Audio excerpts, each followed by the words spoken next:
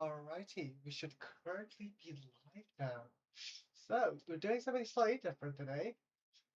You've noticed, well, you probably won't notice, but this video things are different. First of all, I'm multi-streaming now, streaming to like YouTube and Twitch. We have a chat box on the left side of your screens. You can totally see that. Very cool. I'm assuming it does say I'm not live on YouTube. I do think that's incorrect. Yes, we are currently live. According to like YouTube Studio and YouTube and stuff. And also my chat box is like a great. Okay. Let's move around a bit. There we go. Okay. 10 seconds or something. There we go. Yeah. So now we're gonna be, as the title suggests, going through Dog Days, Warframe Dog Days, but we're gonna be breaking some things. We're gonna use a little known bug within this Dog Days with Sirius and Orion and high weapons, and we're going to kill everyone. So yeah, that's the stream today. We're killing everyone. We're committing war crimes, basically. We're breaking a ceasefire, essentially. Hosers and squirts, There fill we go. your weapons. Stop complaining. You know you'll love it. There we go. We'll just get on here. And there's no enemy radars there. Oh, that's an issue. Yeah, I'm used to having enemy radars on here, so probably turn off the highlights. That could probably help me out, but right now we're just gonna absolutely destroy anyone I see.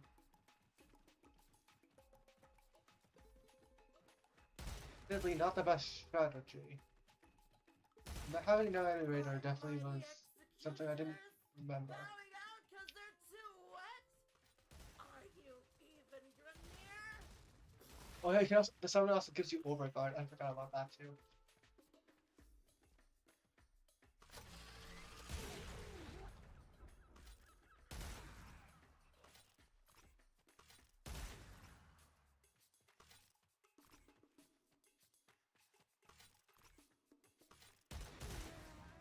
Good 14 kills already, nice.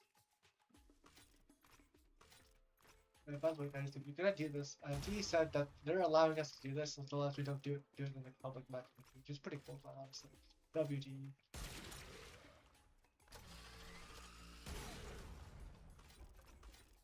If you're gonna do this, I would suggest putting on max ammo, because like, if you can see in the corner, I'm bouncing 800 ammo.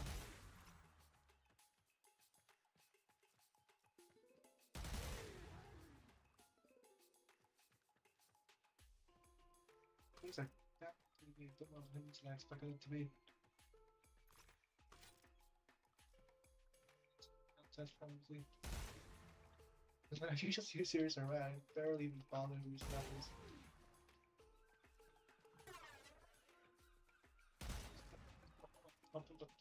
True.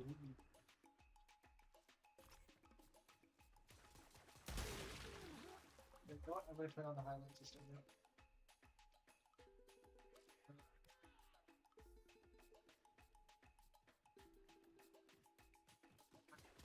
Sleeping from 15 from make it a lot easier to see enemies.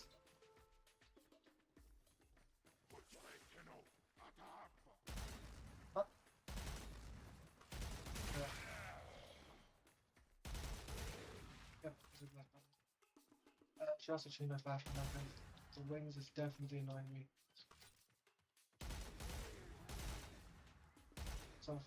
So much farther away. There's one over there. I can see through the trees. I think that's so much better. I just have to remember to change it back. I don't know how it's good. In fact, it should just.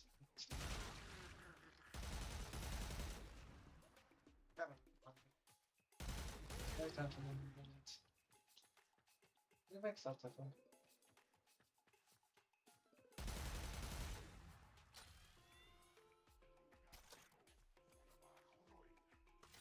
I do this, I would suggest using the last long for unless it's a cooldown, the top goal, I think that's called.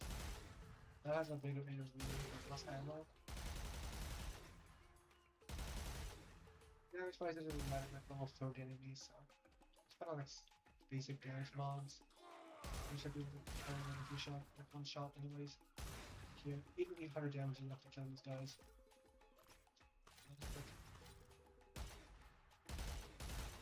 Oh, chill, deal.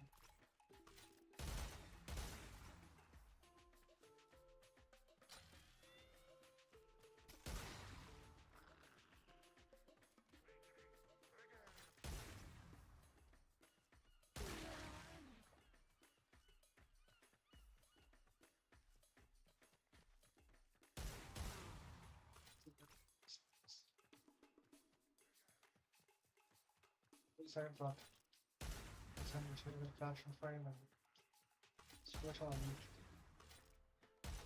They just fashion it off the wings.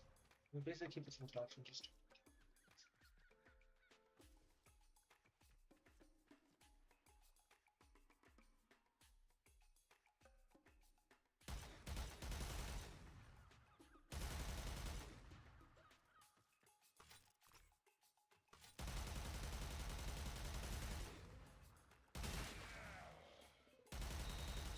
Round over! Mop 'em down Okay. and rack 'em up! Right. Easy peasy.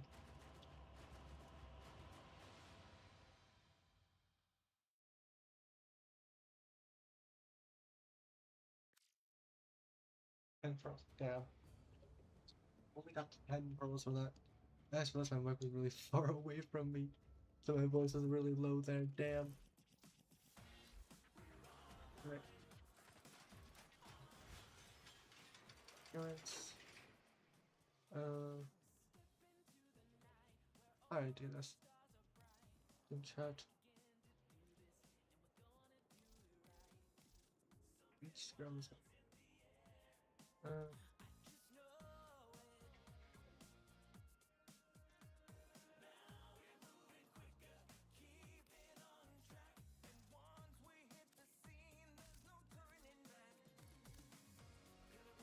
How do I do this?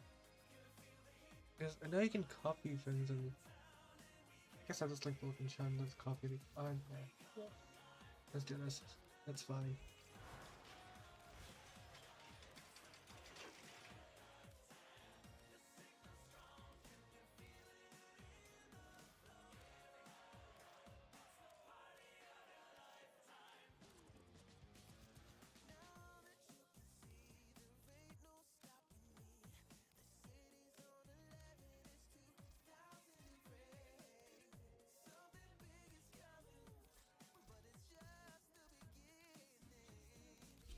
Yeah, that's good enough. No wings this time.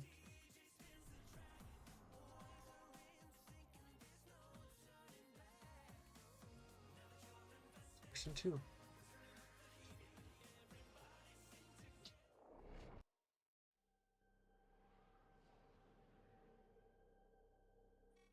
Alright! Alright. Now get up there and show me some H2O!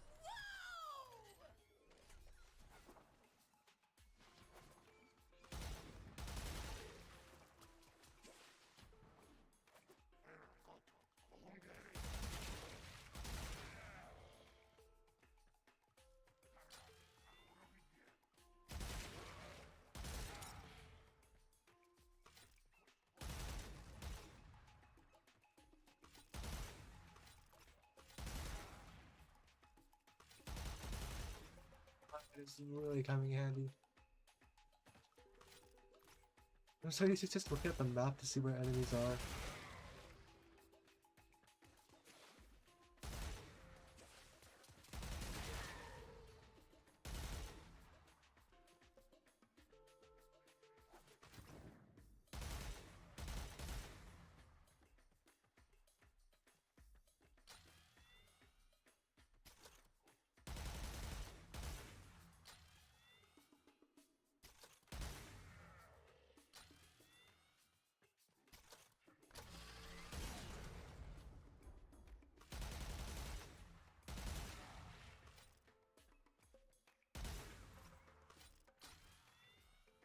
There's an enemy there. see it past the trees.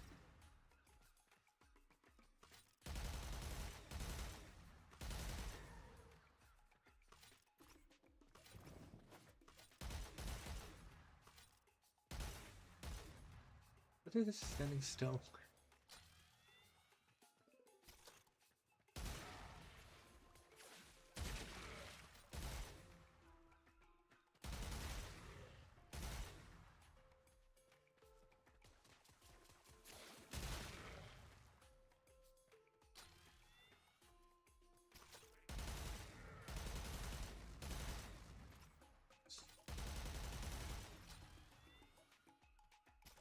Probably should stop reloading so much.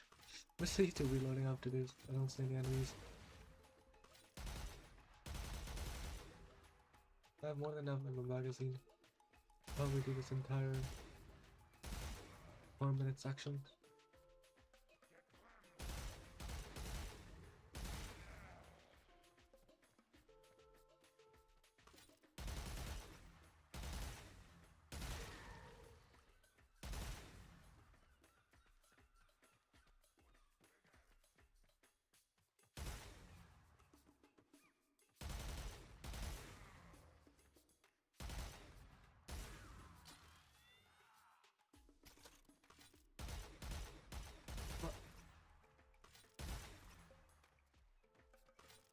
I see you.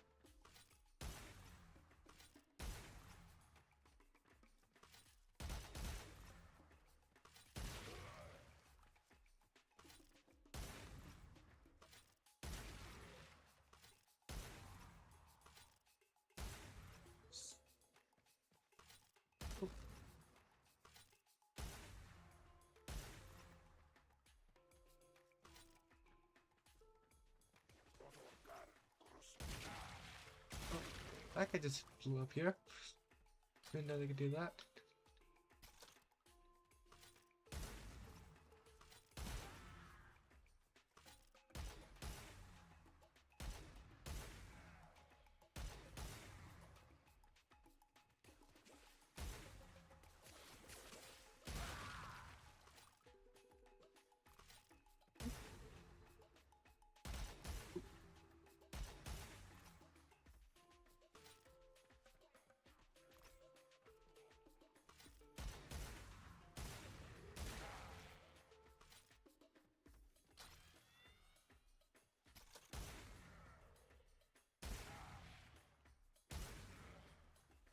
Seconds left. 88 kills, nice. Can I get to 100?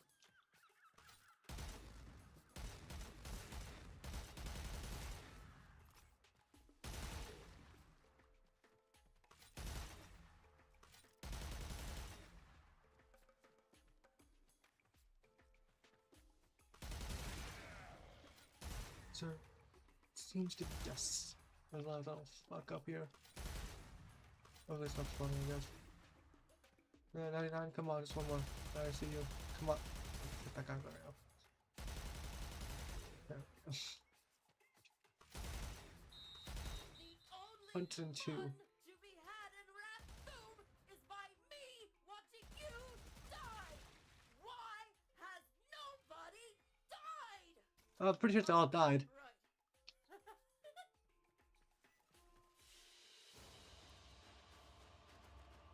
I'm pretty sure they've all died, Kale Define. I'm pretty sure they've all died. I mean, they are facing a laser RPG that has this mini explosion. Along with a big boy explosion as well. Because of course it does.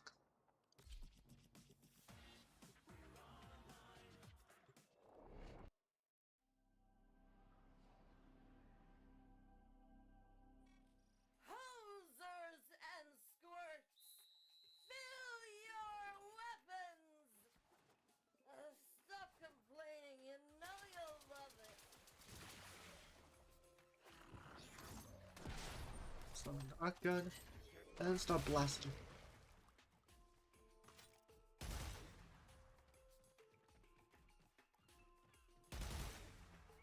I'm kind of curious. Are those things gonna refill my arc gun? I got it right. Let's try it. Actually, I'm curious. Nope. Yeah, that sounds about right. I expected as much, honestly.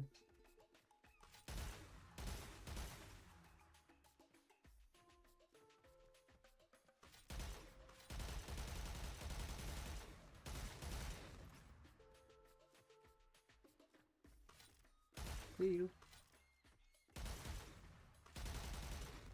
Yeah, I just missed all of those shots there.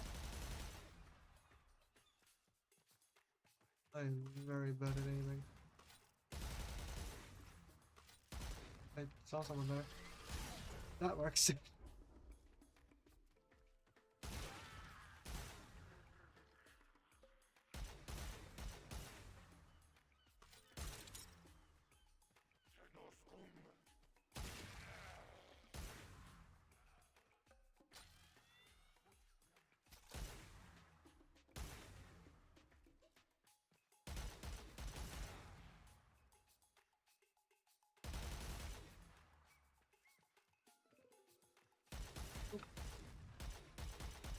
Well,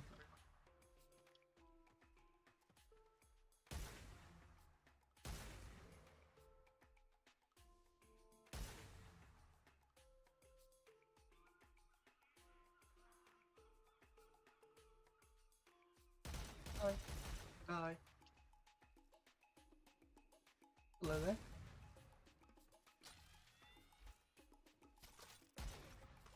Come on. There you go.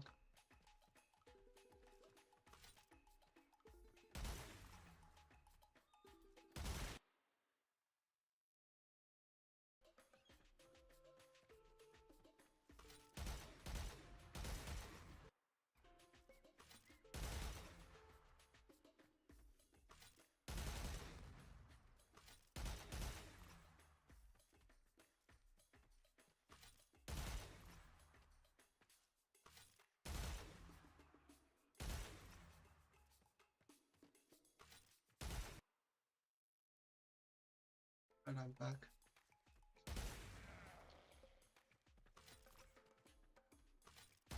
See?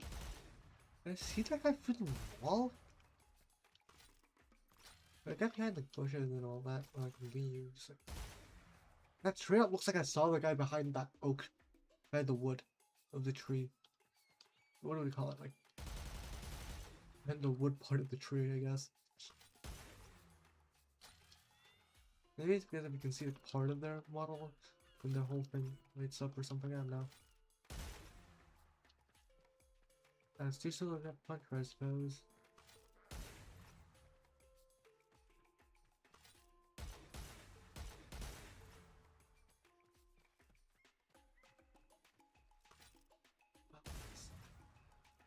Can I get on top of the tree? Nope. What? Yeah.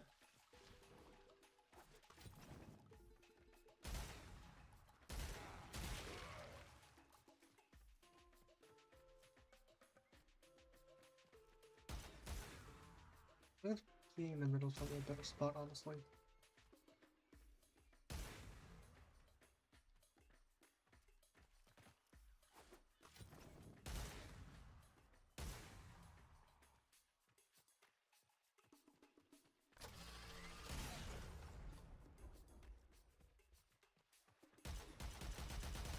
Oh, there we go. It's also close to the initial spawn area, so...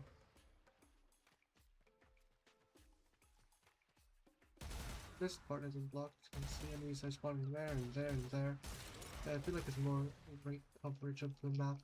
And that part is kind of blocked, but with highlights you can pretty much still see enemies. Over there.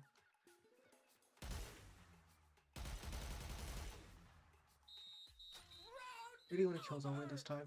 Mop 'em down and rack 'em up. Execution of this guy didn't show up very often. Same kills for the other two guys though. That's odd. Because it's probably one of those guys that spawned in high hit somewhere. Which meant it's gonna respawn or something. At some point. Probably what happened.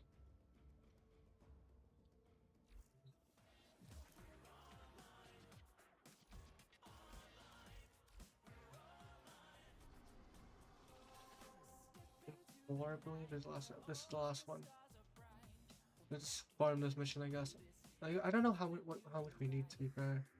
Let's check how much we actually need, so we can build like a plan.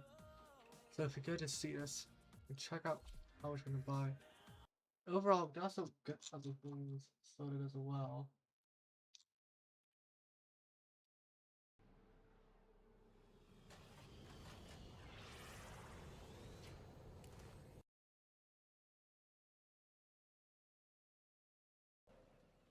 And there we go. Reach twice. So we can farm Master Shells, that's one thing we can farm for platinum. Ooh, Barnacle skin. Look at that. A lot of glyphs and stuff. It's one, so I'll take, I guess. Some of these. Things can be traded as well. Like, a lot of these things can be traded. That's a skin. I'll take, I guess. I already have that. Only 50, but I already have it, so. I guess we can farm these, a set of these as well can be farmed. But I think that can be farmed as well. Like, these mods I know are decent. For like, pricing. Asset sale is always a good one. Pricing.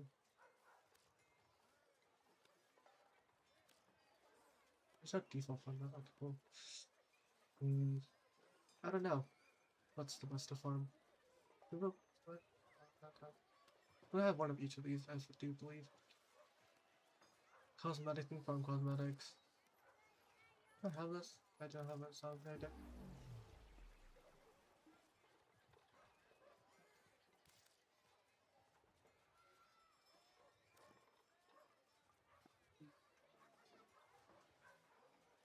Which of these is worth the most? I'm assuming it's probably Acid Gel, right?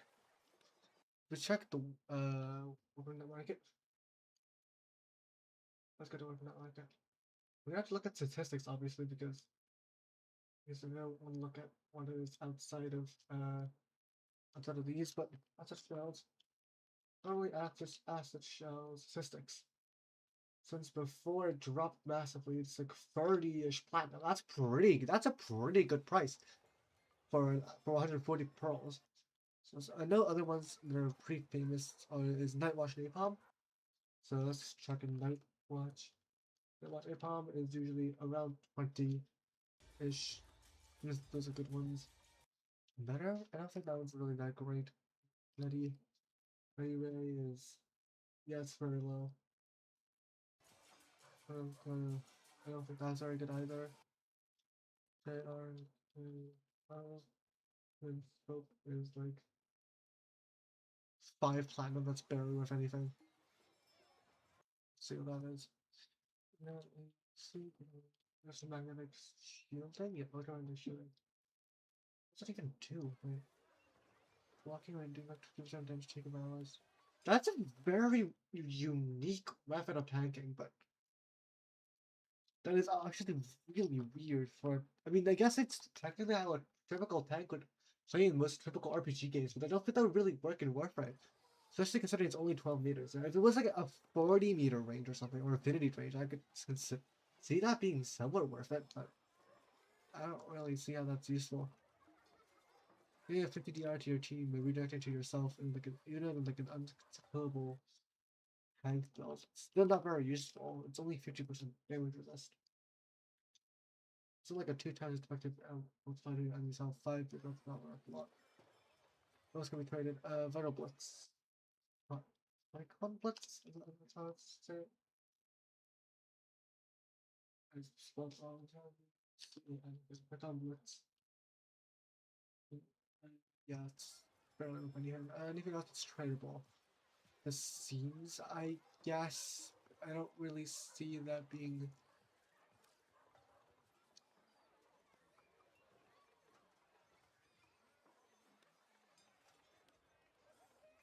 Oh, Daisy. I don't think these are worth anything. Oh, they're actually worth something. They're worth like 50 platinum, but considering of 1 to 40 is equal to like 40 is 40 platinum, I don't think that's really worth it. And to be fair, I'll probably want to buy one of these. To be fair, they're not bad seeds. I want to have them for reasons.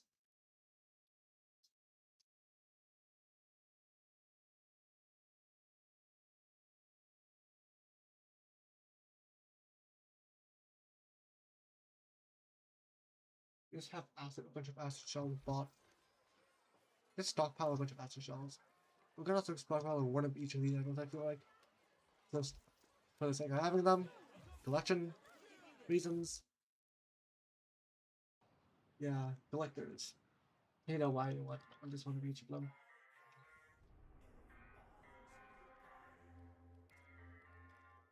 Just keep spamming this mission. We're just gonna keep spamming this. I think probably for like an hour or two or so. Let's see how much I got. Hosers and squirts, fill your weapons! Stop complaining, you know you'll love it.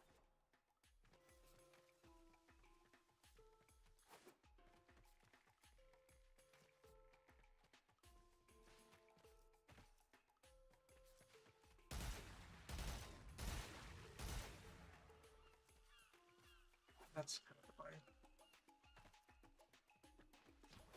I don't pick it up.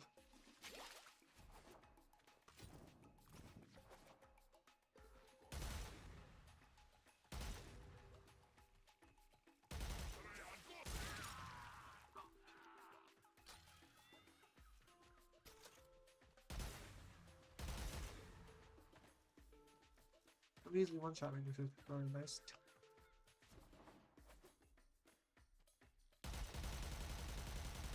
See some enemies there. There we go. 4 pearls. We have 9 kills. Where are these enemies? There we go. Maybe this isn't the best spot. Here. Oh, I'll go here. This is a better spot. Can actually see all around me.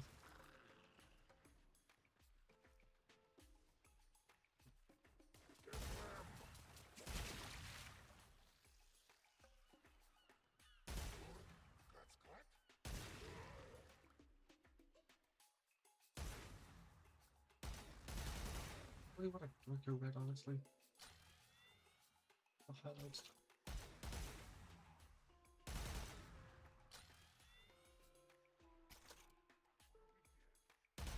This teaser look at the map. I barely even bother to actually look at the screen for enemies normally. I'm playing Warframe.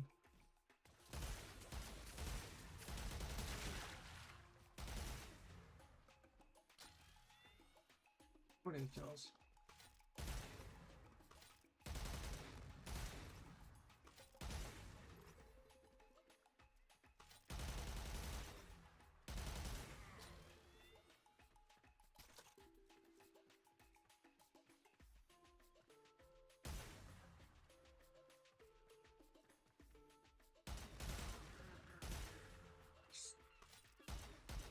What?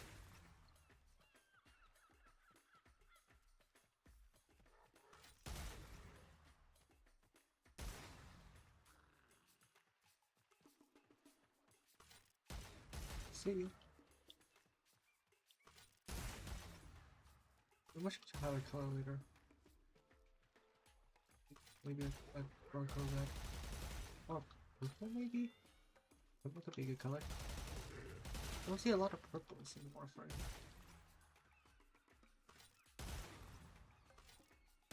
Just try darker red first.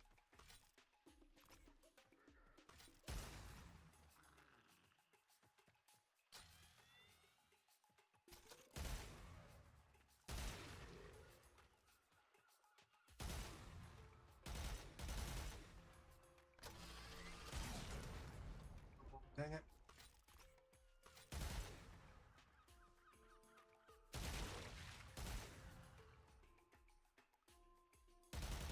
I see you.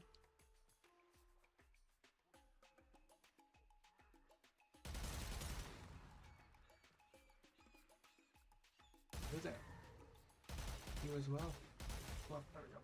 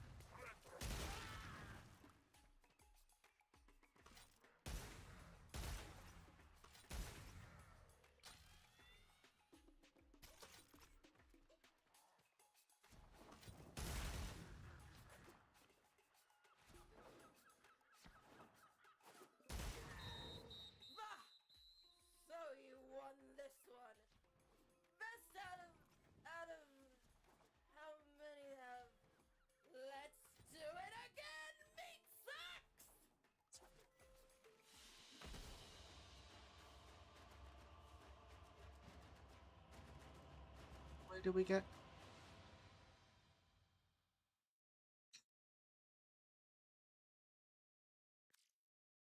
190. That's not bad.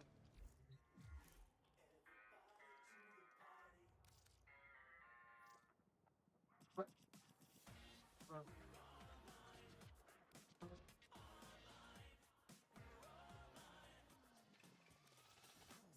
I can't dark red.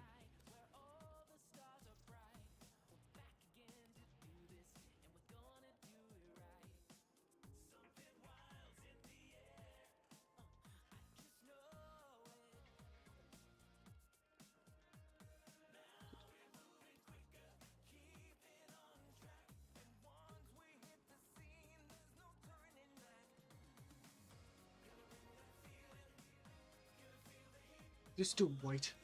That should be pretty bright. I think red. Yeah, we can just do white for now. 100% are white. That should be bright as hell. I hope.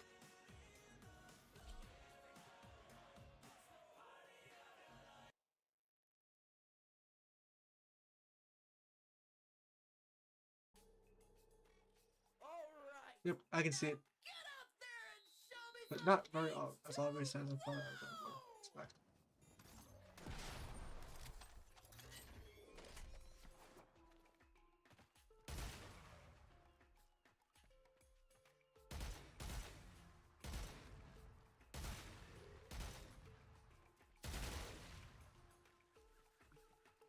I don't like it as much, honestly. Like it dark purple, something.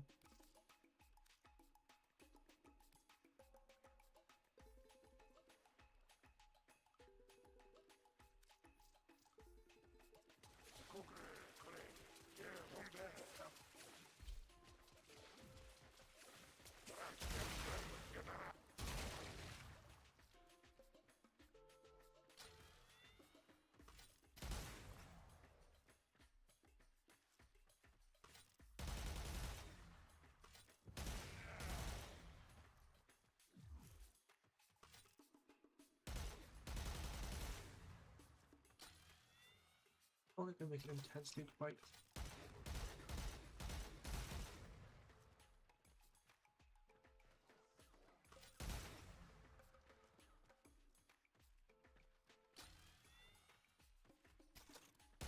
I don't know what color would be best for this, honestly.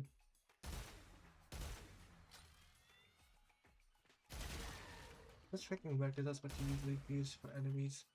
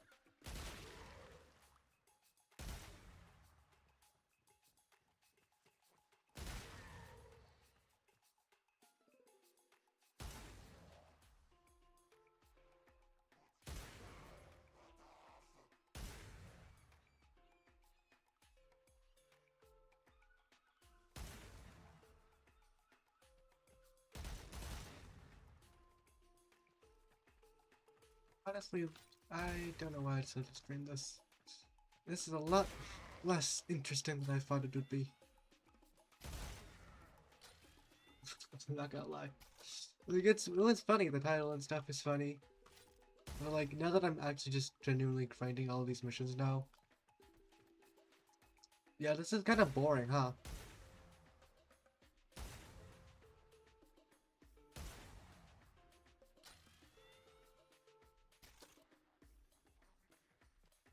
I mean, not only is Dog Days in of itself not exactly very entertaining,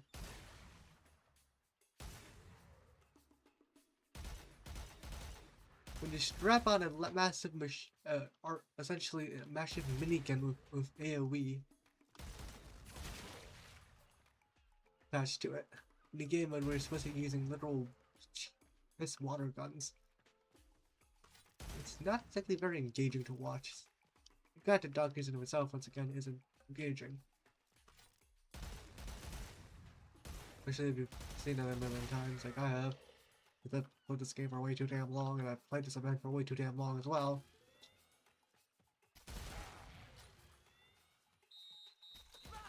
It's just, this is the first time I've actually genuinely bothered to actually grind it out. Past, like, the first few times. You get, like, the base new rewards or whatever. Yeah, I think I'm just gonna, honestly, stream this for maybe, like, I'm gonna go on for, like, I guess, another, like, an hour to the 1 hour mark. And then I'll probably stop, because, like, this is not exactly the most engaging content to watch.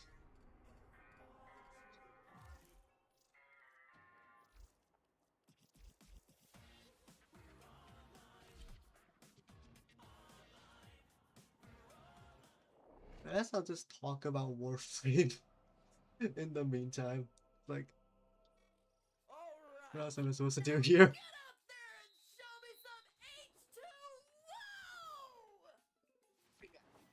General state of Warframe. I guess I could talk about TennoCon. I haven't really talked much about TennoCon with my personal opinions on it. Like, just my opinions on it. It really has been quite a while, but... So, a few things about TennoCon. Let's go. First things first. What should I talk about? I guess the Hound? Oh, I don't know what it's called. It's the Prime Weapon, the Sentient Prime Weapon. It's a pretty cool weapon, honestly, really speaking. And the idea of it, I love it. I love the idea that we're gonna probably get more sentient weapons and stuff. It's gonna be pretty cool. But I do feel kind of robbed because since the sentient weapon, this sentient gun is doing Tau damage or whatever, but the War Prime doesn't. Like, the War Prime is literally a broken piece of Hunhao, a literal broken piece of a sentient. Like, why can't that do Tau damage? But a normal standard gun from the sentient weapon does, you know. That's my that makes me feel slightly mad. It's pretty cool and all, but like, still, come on. Do not please put Tau damage on the War Prime or something. Like, even if they don't make it entirely Tau damage, because I can get that, because like part of the War Prime is a metal piece of slab, right? I can understand that, but like, a part of that is sentient, light sentient lightsaber thing. So that should be, I believe that should do Tau damage. Like, sacrifice half, like mix with half the base IPS damage and make it into Tau damage instead. Like, imagine it did 100 pierce damage, 100 slash, 100 impact damage. Just make it do 50 slash, 50 pierce, 50 impact, and 150 Tau damage or something. I don't know. Like, do something to make it more interesting. Because like the War Prime's, sure, the War Prime works, and the weapon is a decent weapon. It's as good as a Claymore can be, honestly, but it's not bad. But it would definitely make it, at least give it something unique about the War Prime. Like, if you give it Tau damage, that's my opinion. What else should I talk about? Oh god. Oh yeah, I guess I talk about the new Warframe. New Warframes, I suppose. And first of all, we have Banshee rework. Great. And Banshee is a frame that I have both Banshee Prime, and Banshee has always been a good frame. but she's definitely not stood the test of time. Because power stat wise, like she has insane bonkers damage output. If you stack strength on her with sonar, like it goes crazy. That weakness, I don't think it's technically not kind of the weak spot, does it? But essentially, like multiplies the damage of a certain body part of from that from on the enemy. And you can stack twice multiplicatively, by the way. So if you have a ×5 on, let's say, the arm, and you get another sonar on the arm, it becomes 25 times damage, I believe. And 5 times damage isn't that hard to get. Which also stacks with headshot multipliers, by the way. So if you pop it on the headshot, you get like 25 and then times by 3 again the headshot multiplier. So it's pretty crazy. And if you get a crit, you get another ×2. You get times your crit multiplier and then times it by 2 again. For some reason, crit headshots becomes ×6, I guess. Headshot multiplier becomes ×6. Don't ask why. It just is that way. Because the headshot multiplier gets ×2 when your headshot hit is a critical hit. Warframe map is weird. That's why it's that way. But you can get like insane multipliers with Banshee. The issue lately with Banshee is her force just sucks.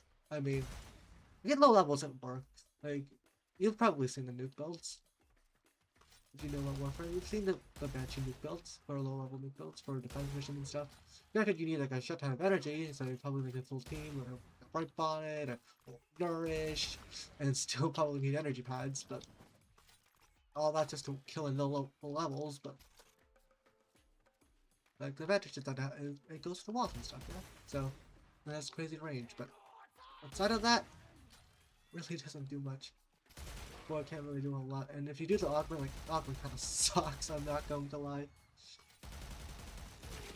Because the damage output just gets reduced so much when you get different ranges, which is just gets rid of the initial boost. The good thing about the 4 is that it has great range, just not good damage. So you sacrifice that great range for what is basically still really bad damage. So even with the Banshee's 4 is just an easy subsume slot, which kind of sucks, all things considered. As for her threat ability silence is pretty decent, all things considered. It's not bad, it's a stun, which is nice. But once again, there's issues. First of all, the stun is great, but it only applies from the first attempt, so it becomes... Oh, hello there. AI viewer breath. Stream boo calm. Right. Anyways, I'll keep going back on the Telecon. Basically, like, Banshee's spreadability stun is cool, but it kind of, that kind of harms you if you have more range, because by the time you see the enemy, they're not going to be stunned if you're, if they're using silence of freeze range. But you also want crazy range because you want to get rid of the enemy's ability to use abilities. Enemy's option to use certain abilities that can be harmful, especially for XS units, for example. There are a lot of XS abilities that can be harmful, or even violence if you're using Steel Path. Violence can with your abilities and really harm you in a lot of builds, especially with glass cannon like Banshee is. Banshee really relies on abilities to survive, which is what makes having the 3 having high range really useful, but it also once again has a bit of negative use. There is some synergy with Gloom if you slow down enemies. There's just summon also becomes longer, which is pretty cool, but I do think it's kind of annoying that you can't re-stun enemies, I guess. Unless you exit and re-enter. This kind of annoying. First ability, generic first ability, probably once. Something cool added to it, that could be nice. I guess, probably, like, but augment. Cyber Silence also augment. I mean, it's nice, but like, usually not useful on Banshee. Since Banshee can't go invisible or whatever. But at least to sleep, really. 30% special damage isn't super helpful. But it can come in very handy on certain frames. Like, for example, you can subsume silence and put Cyber Silence on, I don't know, Ash or something. And there's also certain builds that use a Savage Silence as well. That's pretty niche, but it's kind of cool. So I wouldn't. I'd probably like change Savage Silence a tiny bit, but not too much. Besides, maybe look on the stun. Right. Next, first ability. First ability is nothing special. Has an armor strip if you have the augment, which is nice. The priority targets like SMS units. That can come in pretty handy for you. Yeah, all things considered.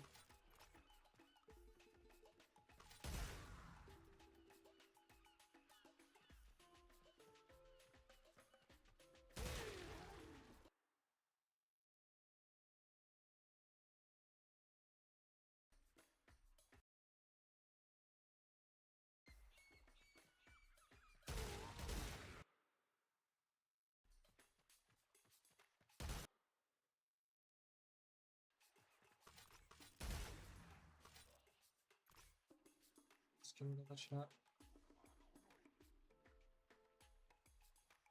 Bro.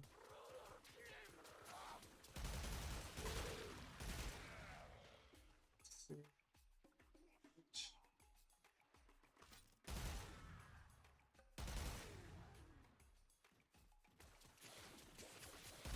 Die.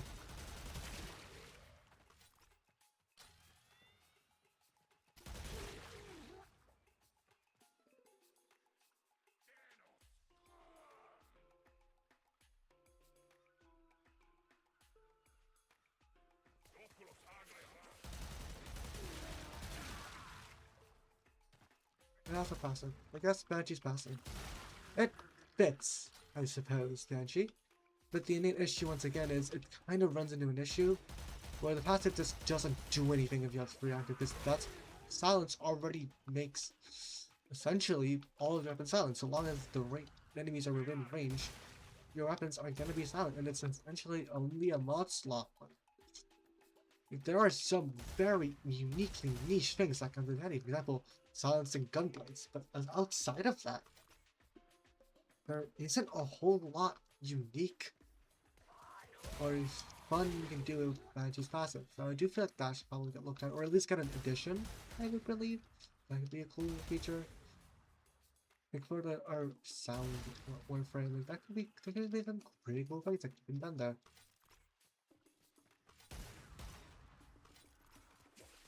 Okay, well, next, what I talk about next.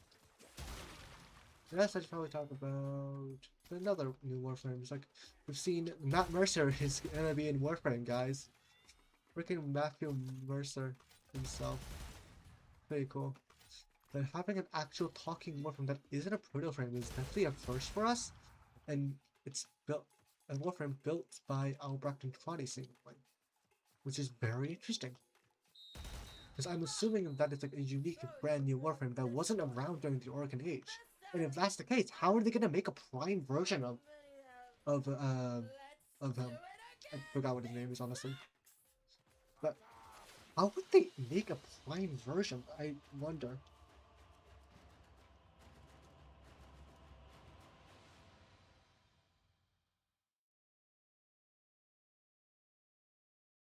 I don't know. Like, there's a lot of things like that could be interesting. For example, Lavos, right? Like Lavos made himself a prime using alchemy. So I guess you could just have Lavos do it or something. But lore-wise, primes is supposed to be made by the Orcan. So if a Warframe was made after that, after the fall of the Orcan, like how are they gonna make a prime Warframe out of that? I guess the cop out would be Sentience did it or something. But like, who knows? That's the thing I'm interested about. So that also, it's a detective Warframe, a cowboy detective Warframe. That's a pretty interesting concept, and we've seen some of the abilities. We have like, we've seen the card throw and another. I think that's what's that ability? I kind of don't remember. It's been a while since I caught on, man. But it's definitely been pretty interesting. I've talked about this slightly before, but I do think we should probably have an Incarnate Revolver, because we've seen a revolver and Warframe now, like during the demo part. We saw him carrying a revolver with like with the gun fans mechanic, I believe. You can see the gun fan mechanic, I think. Just goes crazy and shoots out all the shots, which is pretty cool. But I imagine that's probably going to be an alt fire button, where just it holds on the alt fire and it becomes an auto attack, which does slightly maybe has less accuracy, probably maybe some slight different damage types. I don't know. Since it's sentient, it might get some slight different properties or something. Or maybe it'll just be like aiming versus non-aiming mode or something. It's a lot of ways you can make it for.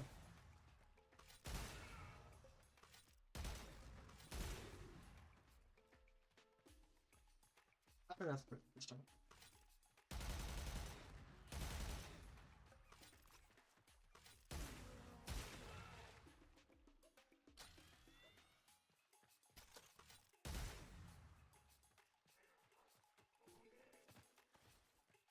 What's next? I'm just going to talk about the Fables and Frontiers update, which is coming August 12th. Yes, in how many days? 6 days. Like 6 days. We're gonna get another update, D&D update, which is pretty cool. Like, personally, the game system, I'm fine. I really enjoyed it, honestly, all things considered. At least for specifically like the hacks version of it. I do quite enjoy the hacks system. Because it gave you a lot of lore. There's a lot of lore in the Kim system. Like, you can talk, and also there's certain player choice. You get player choice, which is pretty interesting. There are certain things about Deviri that about the Drifter that can change depending on the options you choose. You can sort of choose a backstory for your Drifter, which is honestly very interesting. And it's a system that exists. And it's pretty cool, I think. Obviously, I know some players have their opinions on it, especially like people who aren't typically fans of reading text are not going to enjoy it. But personally, as someone who does like enjoy the lore of Warframe and just want to know more, I do quite enjoy the game system. So, and combine that with Fables and Frontiers, aka D&D, which is something that I already like as a whole, like obvious instant yes for me. Once again, it's obviously a good optional system. You don't have to engage with it. Here's the beauty of Warframe, like, you don't have to engage with it. Technically. You get some reports, sure, but it's not really a mandatory system. Like, yes, Deviri is an example as well, but it's a much lesser degree since you do need Pathos clams if you want to get in core weapons. And I guess, sure, you can play the entire game without ever going to Deviri or getting Pathos clams to get in Corons or whatever, or I guess you could. Correction, you can spend platinum. I forgot about that. You can spend 190 platinum to get an Incarnon. So technically, you can just go through the entirety of Deviri without ever doing stuff without ever doing Deviri except for the circuit. Like, if you exclude the circuit, because I'm only mainly including the drifter part of Deviri. That's the beauty of Warframe. You could technically go through that without spending a single dime or penny or whatever or pence. Depending on where you're at, where you're from, or at. I guess "at" is a more correct term now, since even if you're from a country that uses pennies, you might not be at a location where you'll be using pennies.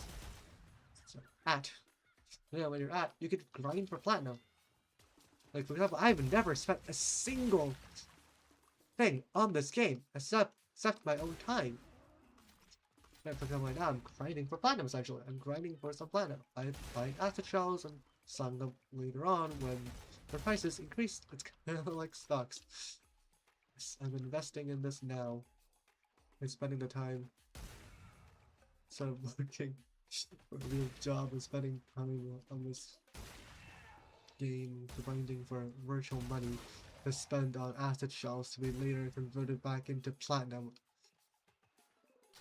Virtual premium currency. Yay. Yeah, I've never spent anything on this game except for money. There's no point. What's my point again? The beauty of not having to actually technically do anything you don't want to do. But yeah, there's a lot of stuff you don't have to do if you just don't want to do it. That's great. A lot of things about this thing about Warframe that I really love. Like, if you don't like D&D or Fables Frontiers or the camp system or all of the above, just don't engage with it, I guess. You have the option to do that. And I think that's very beautiful. Also, the art. Have you seen the art of all the characters that the X are gonna play? It is beautiful. Art is beautiful. Three, I two, know one, my friend like that I usually fire you play to Warframe with is hell! gonna sub the shit out of Eleanor's thingy, the Veil of Tears. Just expect that to happen at some point, probably on stream. You'll probably hear it. You'll probably hear it, I think. If he decides to play the update live with us. Or even if he doesn't, because like I'm pretty sure he's probably gonna talk about it at some point. I'm sure it's gonna get brought up at some point, honestly. Who knows?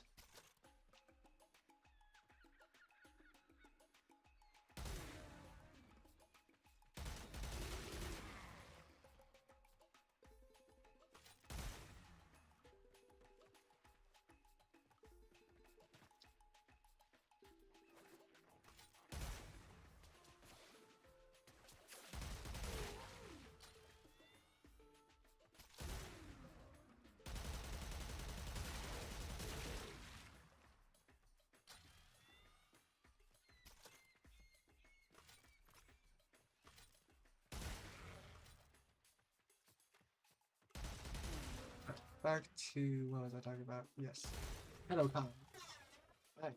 So more things about TennoCon. I guess we have the our announced update that is coming this year, I believe. Before the hotel update. We got a new Warframe, another new ice-based Warframe that is, also the name is Blade of, I don't remember her name once again. We've seen the design, some of the design of the new Ice Warframe. I'm assuming they're gonna have something to do with swords since name title, name drop thingy. I think there's some really interesting things that can be done there. Maybe they'll, I don't know how that will be done, but they can probably use something having something similar to Certain Lion's War ability. They'll have the ability to freeze enemies, maybe like a Drilla's Moonblade from Elden Ring essentially. Have a big damage zone with the one sword swipe. Maybe Gara's sword attack. Yeah, we could work like Gara actually.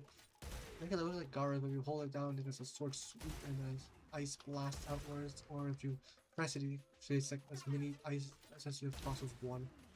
That could be pretty interesting. I do quite like that idea. I feel like this Warframe should probably be more glass cannon though, in my opinion, because we already have a frame in Frost that is very tanky with Overguard, and we have the Avalanche Augment, freezing enemies, stripping their armor, having a shield, like, so I think they should lean more in on the damage aspect of ice and the usefulness of freezing enemies as crowd control. So instead of being very tanky, they'll freeze enemies to control. As a crowd control option, and it'll also probably go into damage focus, damage focus thing. So there's probably gonna be maybe you can like an ability to similar to plunder from I'd imagine, but instead of not the DR aspect, or maybe if they keep the DR aspect, that's probably a fine thing to keep. Maybe like iced armor or something like this. Don't make it like crazy, like maybe like a 75% damage reduction.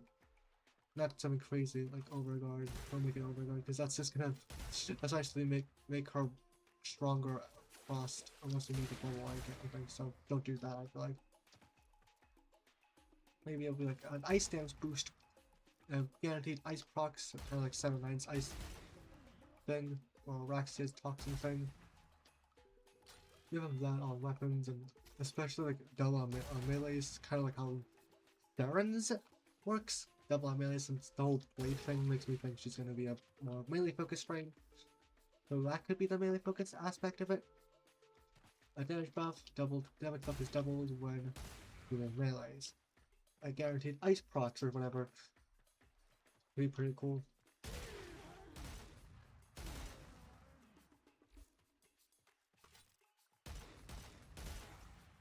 What else?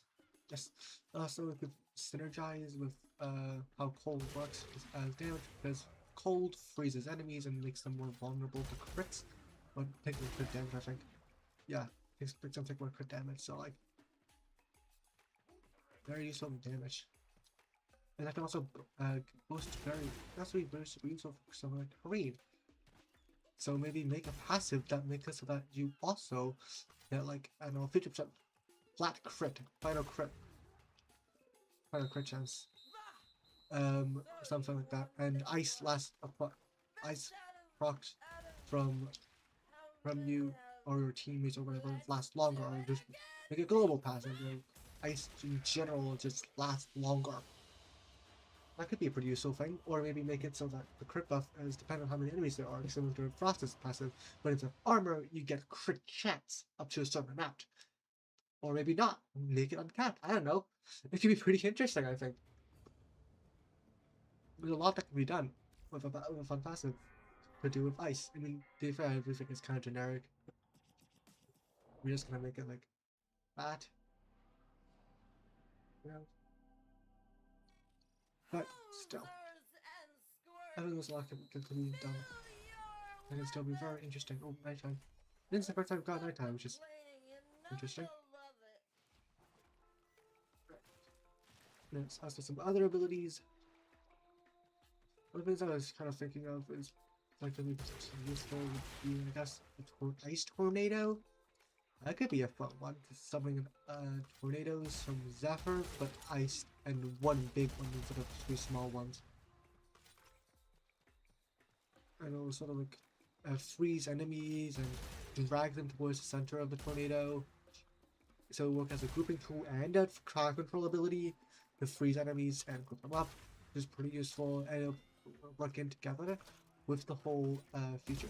Oh, another thing I could mention. Maybe make it so that the damage boost is doubled on frozen enemies instead of specifically melee. That could be pretty. That could make it synergize really well with other abilities. So you can prime by freezing enemies and get a double damage boost from that damage boost ability. That could be a really. I think that could be a fun. That could be really fun. Another thing they can make is for frozen enemies to drop more orbs. That's another thing they could do. There's a lot of options. There's a lot they could do. Let's give a lot of ideas for ice freeze. Yeah, that's the ice tornado. Maybe make it so that help group enemies have decent range. And yeah, I think that's the main thing. Just give it range. And you can make it like controllable, perhaps. It'd be kind of cool if you can control and move it around, similar to Zephyr's tornadoes, or we can make it stationary, sit in place by holding it. There's a lot of things can be done. I feel like. Or maybe controllable like Sevagoth's shadow, for example. Like maybe the tornado can move innately on itself, and you can use aim down sights with it. Kind of how you control Sevagoth's tornado shadow. Sorry, Sevagoth's one, right? Because you can aim down sights and control where your one goes, where Reap goes. Which is pretty fun, I think. That's a very cool feature that's added for Sevagoth.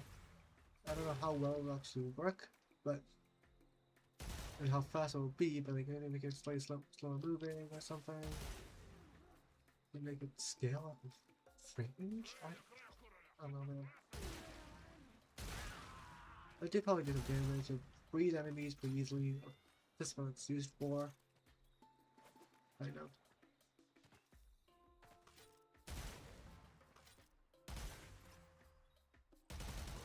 Okay, pretty cool. Oh, what else can we do?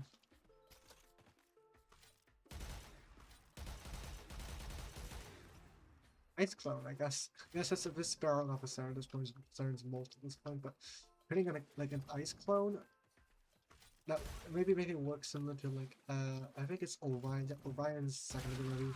So if you get hit, you get a clone, ice clone behind you that will explode upon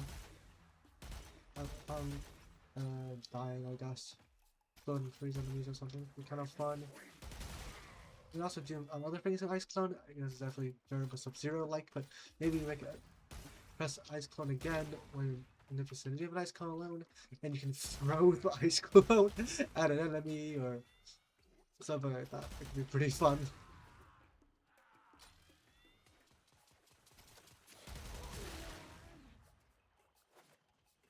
another thing that can be done that I'm kind of surprised hasn't been done yet. And what a passive can do is Frostwalker, you can walk on ice or something. That could be kind of funny. Since all else can technically do when there's in there's one, right? But another idea is for a drain ability is to create an ice blizzard around you in an AoE where it will cause ice effect per damn per second on range around you, and it'll be a channel ability. It'll be pretty cool. You can combine that with the ice bonus, so kind of like maybe those two will go together instead of being two-separate abilities. You make that one ability, and when frozen enemies are frozen, they get they take bonus damage from the buff, or the buff is doubled or something. I don't know. That could be pretty cool. That's one thing they could have done. Could do. So you I don't know. won this one. There's a lot that can be done. Instead of If I swear, honestly. how many have Oh, another thing. Like this is do it again? ice clones that attack with you. Like that's another thing that can exist. Ice clones can help you attack and throw ice stuff at enemies. They're like an turret, just throw minions or summons or something, and they're gonna just throw out AoE ice bombs or whatever. Like there's a lot that could be done. That's definitely I'm definitely thinking more. Thinking of Alfaria from Wisteria 1 and Sword, because she has that ability to like create ice clones that can act with her, which would be pretty cool to see. Oh, wow, I've got on yet a lot there, haven't I?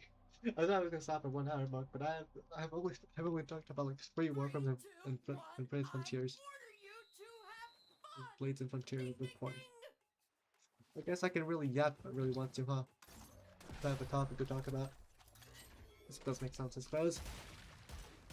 Yeah, Warframe's a lot. I talk about Warframe all day, honestly. Like, I can only talk about a frame all day. Like, my favorite frames. I can talk about issues I have with different frames all day long if I wanted to. I guess. So I guess I can just rhyme and talk and yap, even if it's technically unengaging. I'm gonna have to change the title later to end yap and Con yap. Yeah, I'll do that. Change it to Con yap. I've been talking about Con, or I guess so. Ice Warframe. There's another thing they can kind of technically do is they just make a boring old melee exalted. Like that's pretty boring because you don't have so many, but I don't have like multiple melee exalteds at this point. And like I guess pseudo exalt as well. Melee pseudo. I should still call them pseudo exalteds. Like it's like what's Varuna's? Like what would you call Varuna's exalted? Like her fourth ability is a melee, right? Like, it counts as a melee. It does melee damage, but it's not a moddable thing. Like, that's something I'm still upset about. Like, why can you not mod Varuna's 4? Let us mod it, make it an exalted ability. I'm pretty sure it's not melee damage at least, because at the very least, a lot of the boosts are from 1, for example, are melee exclusive, and it applies to the 4, so I'm assuming it counts as a melee. So why can't we mod it? Oh no, man. It doesn't count as an ability, then you guys gotta do damage, guys. Like, it's not a generic damage ability, it's a physical melee attack that triggers melee effects and relatively certain triggers melee effects and get bonuses from the one that buffs melee. So why doesn't it? Oh, I get it now. It's nighttime because that's beautiful. It's nighttime because it's nighttime in Zenith, isn't it? That's why it's nighttime right now, and that is so beautiful, by the way. Holy.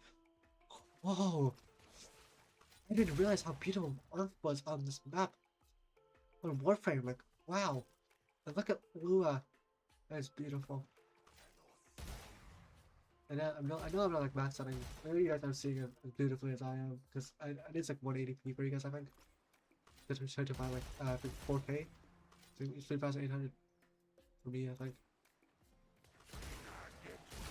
So I have a massive monitor. And that is so beautiful. Whoa, look at the stars. Well, that's like way more stars than there should be, but like, I can't make out their evaluations in that, but like, still, that is beautiful. Wow. Like a Lula. Bunch of oh, wow. Warframe is beautiful, guys. Can you believe how beautiful and like, visually speaking Warframe is? And can you believe this game doesn't even cost 100 gigabytes? Like, what the hell are these big AAA companies doing, man? Like, what? Like, why can? How come Warframe can be this beautiful on PC and not even cost 100 gigabytes? And yet you have these tiny ass games that have like, I think they're like freaking 200 gigabytes or some shit. I don't know, man. And they don't even look as good as Warframe does. Like, what the hell? Heck, they don't even have as much content. They don't have multiple open world areas. They have tiny maps. Looking at you, Call of Duty, Black Ops 6, or whatever the fuck it's on. I don't even remember. But I don't even know what the new most modern Call of Duty is anymore. Hey, I can't recall it all, but I know those things are like hundreds and hundreds of gigabytes. And they only have like like 20, 40, 40 maps or something that don't even look this good, honestly. In my opinion, personally. That are optimized like shit. Like, if you want to run max settings that look like this good, you can see on my PC there's probably going to be like 40 FPS or something. And here I am running, I don't know what the fuck, I think I'm on like 180 FPS? Like 240 FPS, I think. I can comfortably run 240 FPS if I'm not streaming. And if well, right now I'm currently streaming and I'm running, I don't know actually what I'm on. Check. Oh shit, I pressed Alt.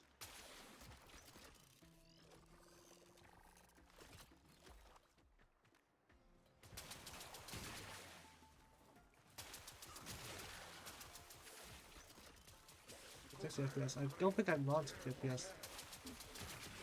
Actually, it's touch anyway, so. FPS. No, FPS. FPS, there we go. It's on, yeah, it's on 160. 160. Best Five. out of how many have? Let's Do it again! Fuck. Oh, this thing is buffed. Also has an actual proper ammo pool now.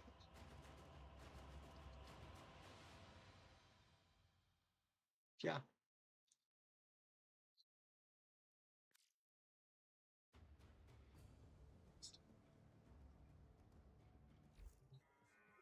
Optimization, right? Alright.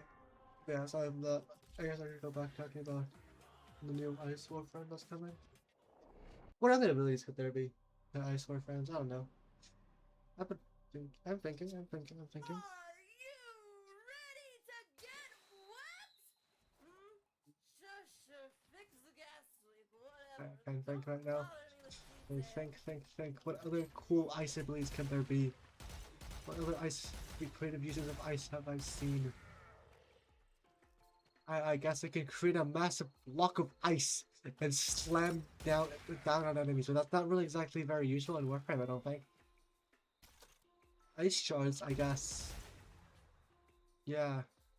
I guess you can have just like an ability that freezes enemies and then shard the cone in front of you, but that's kind of boring. That's pretty boring though. Also for animation wise, I feel like since it says Blade of or something, I'm assuming that maybe she'll cast her abilities through a like some kind of blade. That could be kind of cool, I think. Like it's the sword, maybe. If they do the exalted route, for example, especially if you do the exalted route, they can make like their abilities like be cast through their blades, similar to how Excalibur casts his abilities using the sword. Like with the exception of Excalibur Umber's Radio Howl, all of Excalibur's abilities uses the Exalted Blade. The one is slash dash it. You dash with an Exalted Blade. Second ability, you pull up your sword and you blind enemies around you with the Exalted Blade. Third ability, you slam your Exalted Blade to the ground, sending in javelins. And the fourth is obviously just pulling up the Exalted Blade and using it as their melee. Like, there's a precedent for that already existing, so just make her do that too. That could be an option.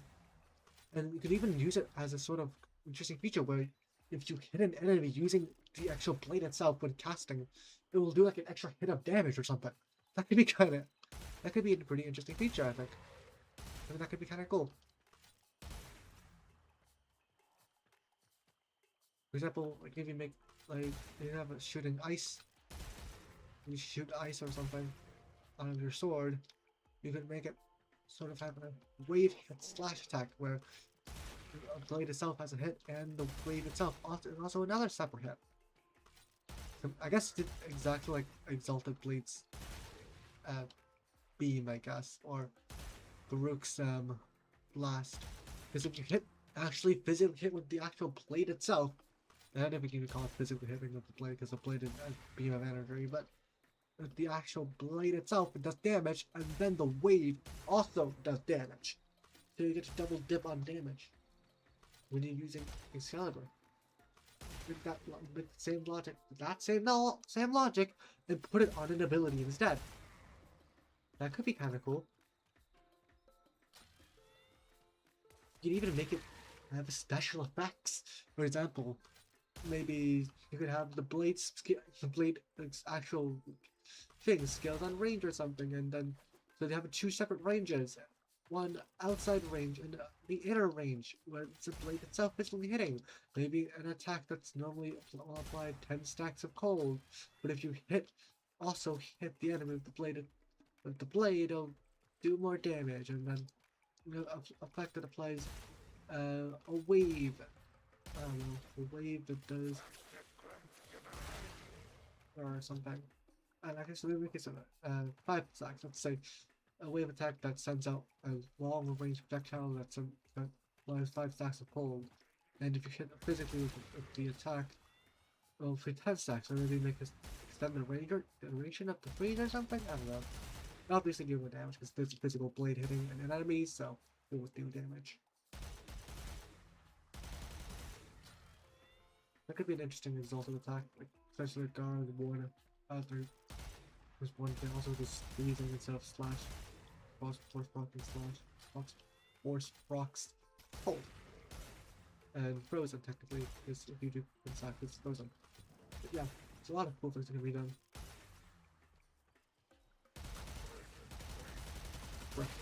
There we go. And what else can be done here? Think.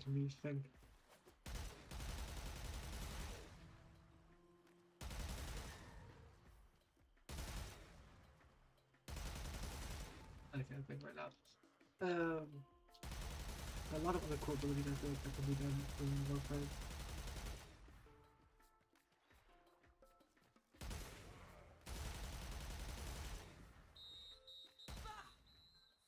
So you won this one. Best out of Yes, you could have like another a damage ability. You could maybe make a radius and summon a bunch of ice spikes before, and then they'll come crashing in on those enemies or something. I don't know. There's still so much that can be done. Once again, that's the blizzard. Maybe the blizzard will have diminishing returns as you get further away. That could be kind of cool. Or maybe the true radiuses. If you get a certain amount of distance away. When a certain amount of distance away, the rocks are less frequent, or maybe the status chance increases as you get closer to the Warframe. The enemy is closer to the Warframe. There's a lot that can be done. 3, 2, 1, I order you to have fun! Ding ding ding! Or this ice is such a generic thing, like so general. There's a lot that you can use ice for.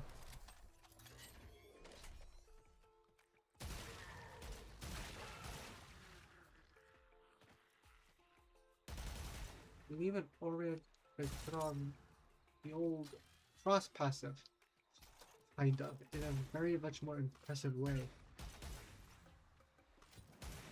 But much more impressive, essentially, which is when enemies damage you in your forest state or whatever, blood state, they'll get rock of cold, or multiple rock of cold, or completely frozen altogether. So that could be pretty interesting. Or another funny thing to do, make projectiles freeze if they're a certain distance away from you. Projectile hits that comes in contact with you gets frozen. And so they're making their velocity slow down or something. I don't know, maybe they get dragged down because they get frozen or certain attacks or something. like especially if heat-based attacks gets nullified or gets reduced because of the area of cold around you. That could be a funny thing and funny but niche feature. That could be a really funny and really niche feature, I think.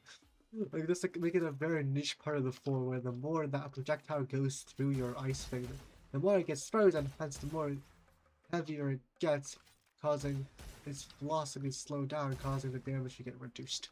That could be a very weird way to do damage reduction, but it's technically something they could do, I guess. I don't know. Or maybe exclusively to fire attacks and ice attacks, where ice attacks are just weakened and fire attacks get weakened as well or something. Or completely nullified even. You can make it completely nullified when in the special state or something.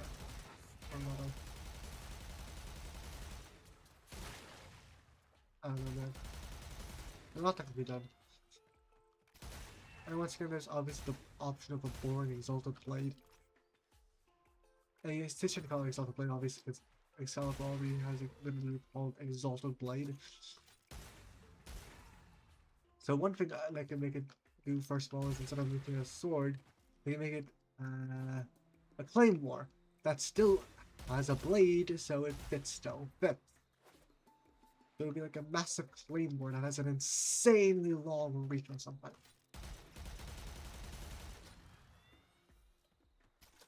With its own unique combos. I've never used unique combos. And to make it interesting, it could be a stabby combos. Because the kind of like how you would use a rapier. So use a claymore, but as a rapier. I don't know, something like that. Maybe you'll use as a rapier and block combos. I don't know.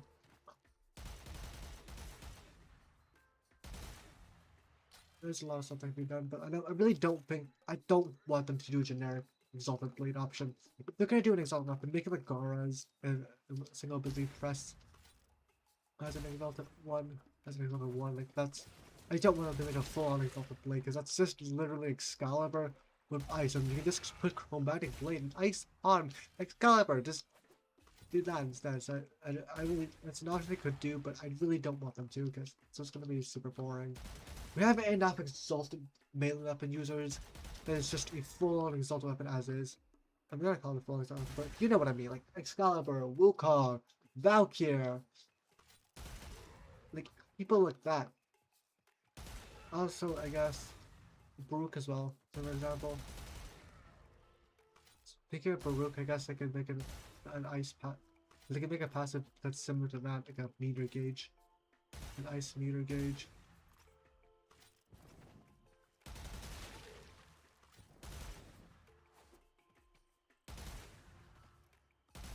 I don't know, man. Nothing can be done. I think I probably. If I think on more abilities, I'll talk about it, but I should probably talk about something else. I've talked about freaking Frame's abilities, possible abilities, like for like over 30 minutes at this point.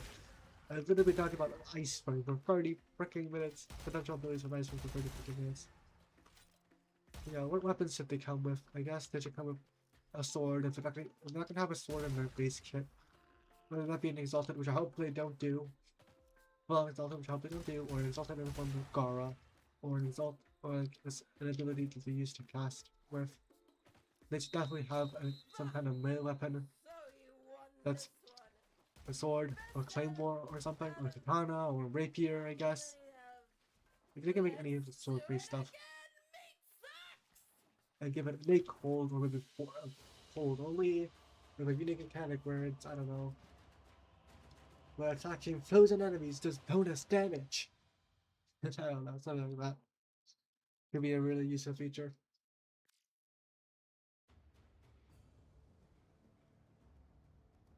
As for primary or secondary options, I don't know what they could do there.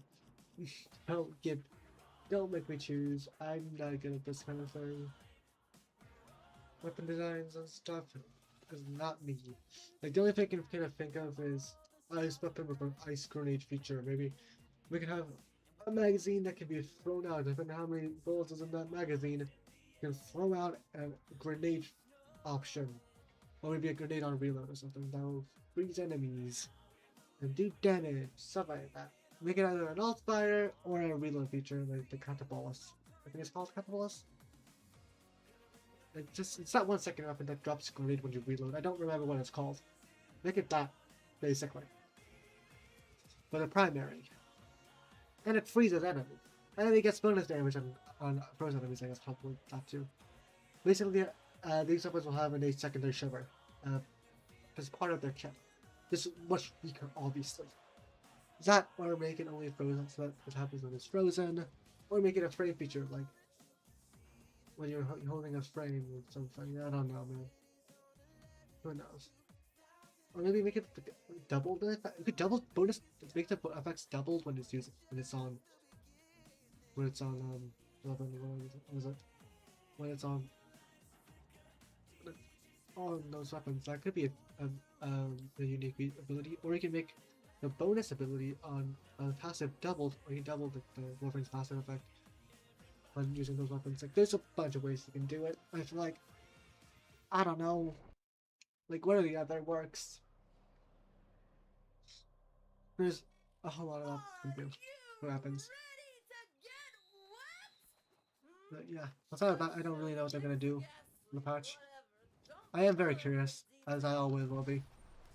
I just hope it's gonna be like a bit of a longer patch. If they're gonna make it a story, if they're gonna make it a story patch, hope it's longer, because then again, we need to wait for Tau, obviously, but I would love for a slightly longer update. Like, Series and Orion's update. The story is nice. I enjoyed it. It's just short. Like, very short. It is fun seeing more of Stalker, obviously.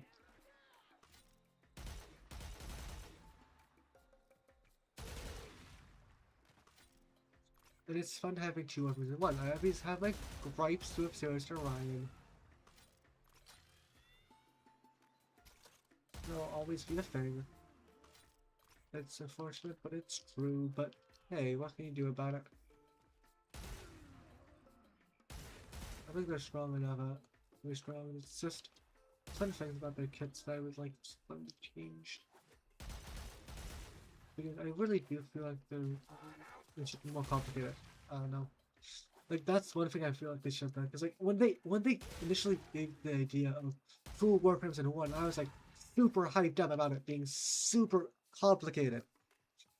But it really just isn't, I guess.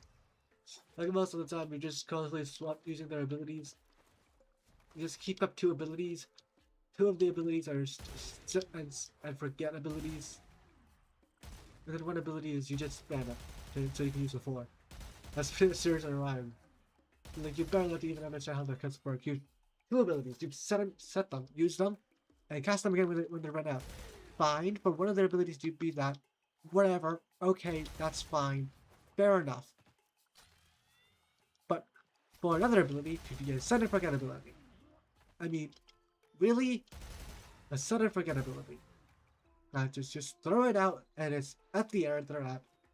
I guess to have the one interesting thing which is Orion's third ability, the black hole ability, allowing you to move them around using Zeus and Orion's one first ability. The inherent issue with that becomes, why bother? You could just recast it. It's finicky, first of all, and you can just recast it. So it inherently becomes like, I mean, I wouldn't say it's useless or anything. There is a use to it, it's just, I don't really see much of a point in it. If they were gonna make the frame complicated, they should have done something else, I feel like. And the ones, I mean, obviously we weren't expecting the ones to be anything crazy, but like, seriously, they're really boring, man.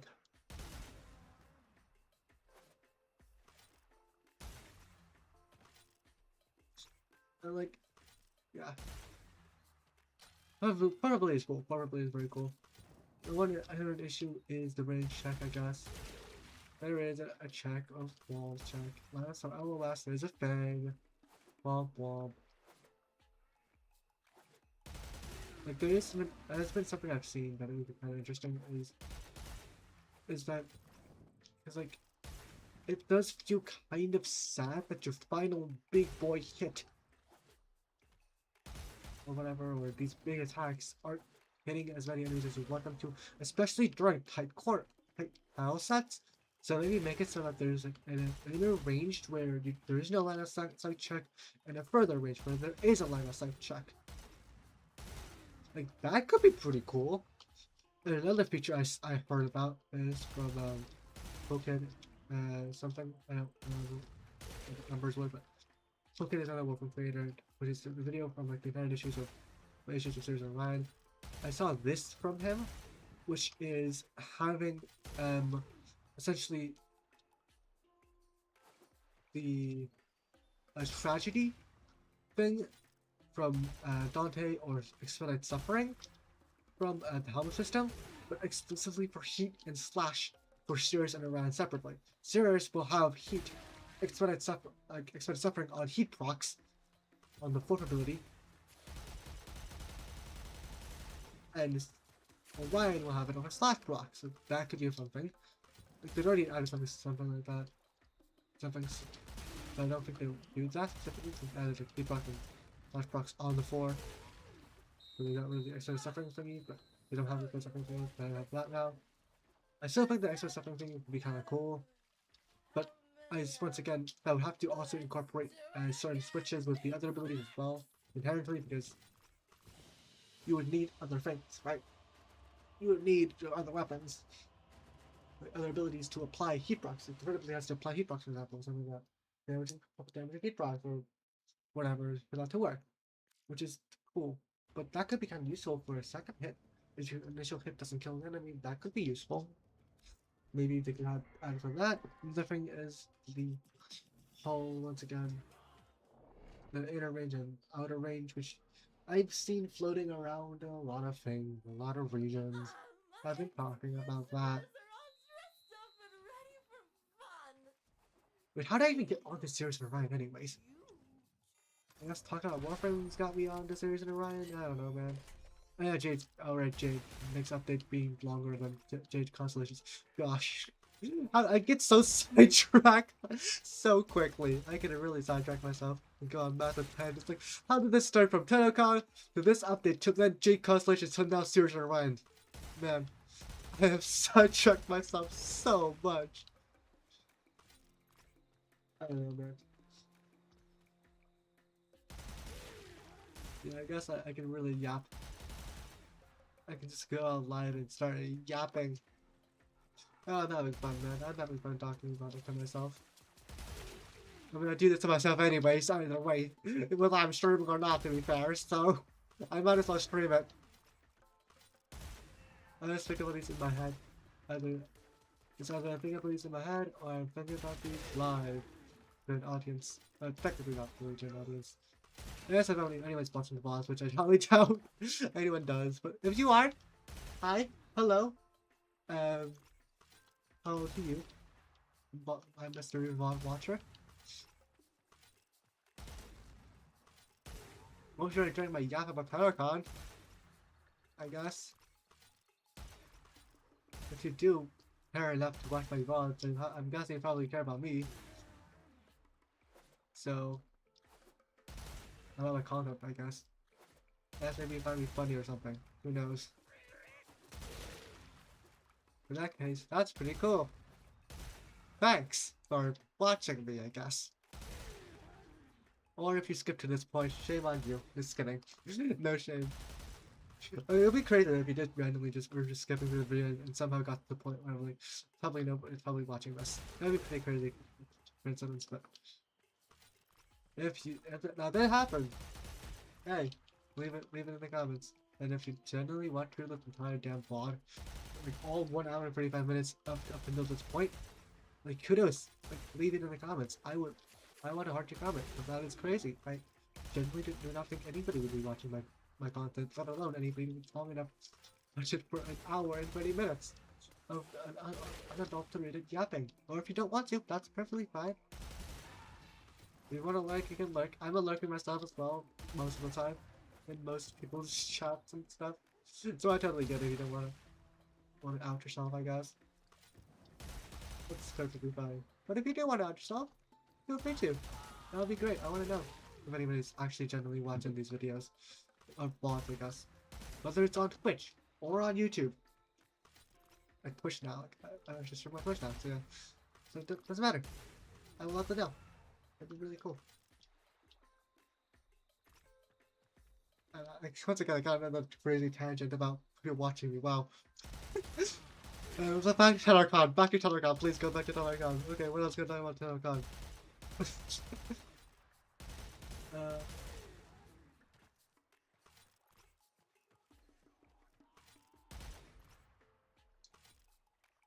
Right.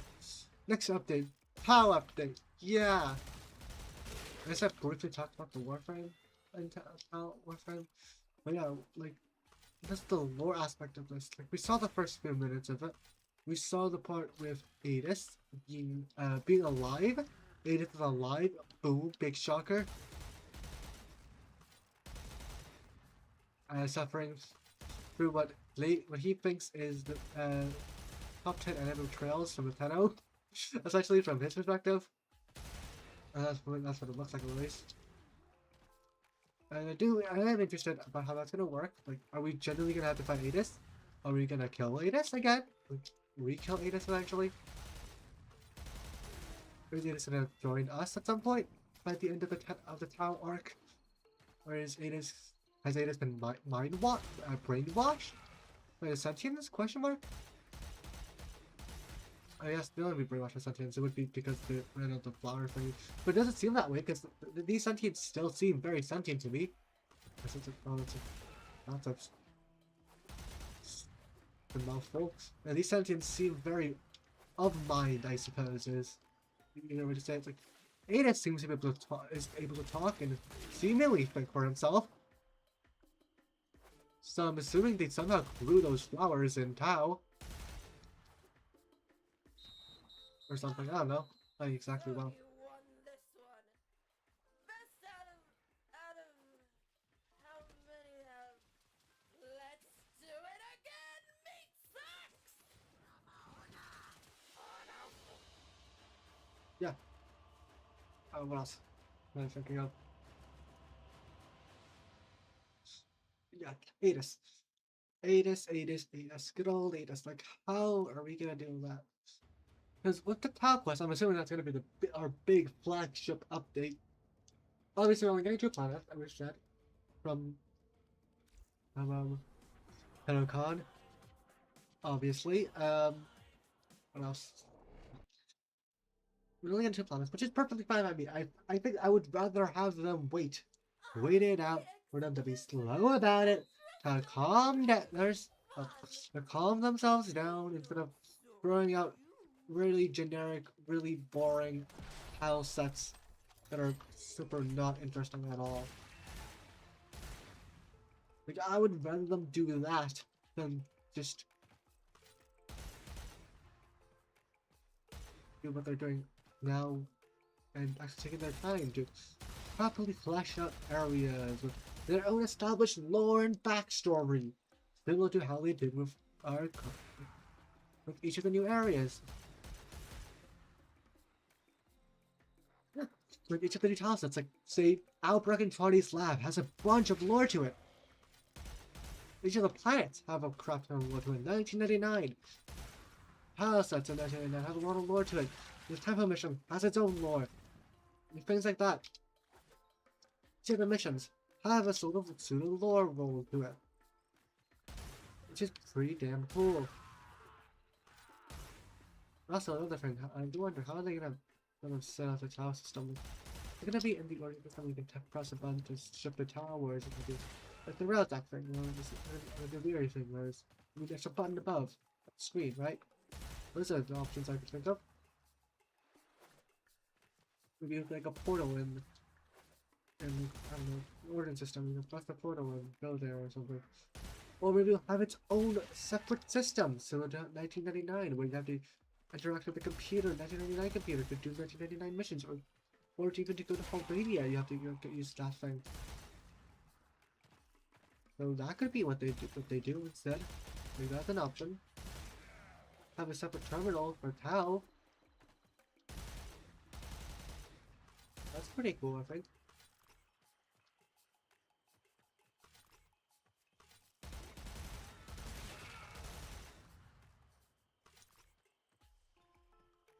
What else could they do?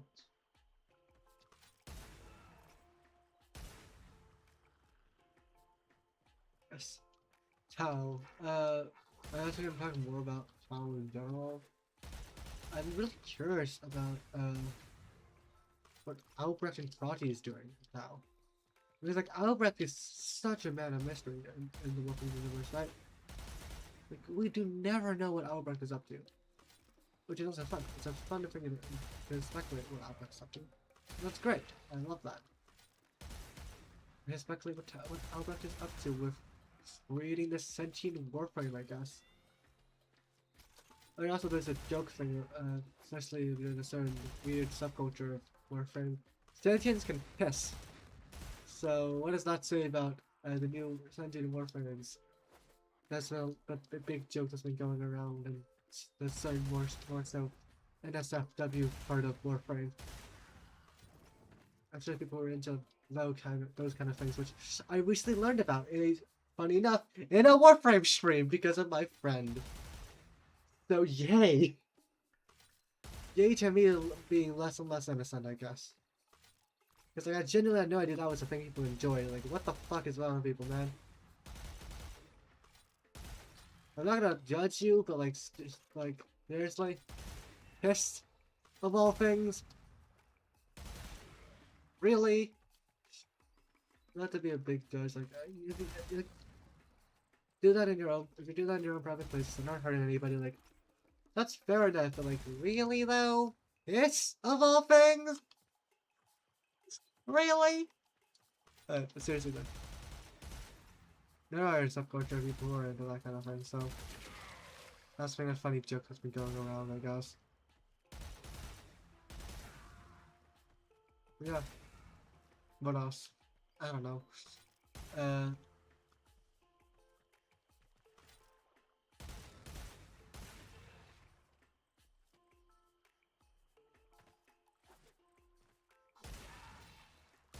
Overall, pretty hopeful about Warframe's general feature. To be fair, like Warframe's general feature is looking to be Tau for now, which makes sense. I mean, Tau is the next big thing, so that's what they're focusing on. I'm a little bit excited on. It's cool. I love Tau, honestly. Tau is pretty cool. There's been a lot of things have been speculating around about Tau in general, and that's a big thing. 100 kills all the time, I think, return kills. Well, how many did I get behind the kills? So you won this one. Best out of how many let's Do it again! That sucks. Yeah, overall in general, like, if you think about the direction of Warframe, it's in a very promising direction in my opinion. Warframe is going through a very good future. I probably also go online and look over why they do that.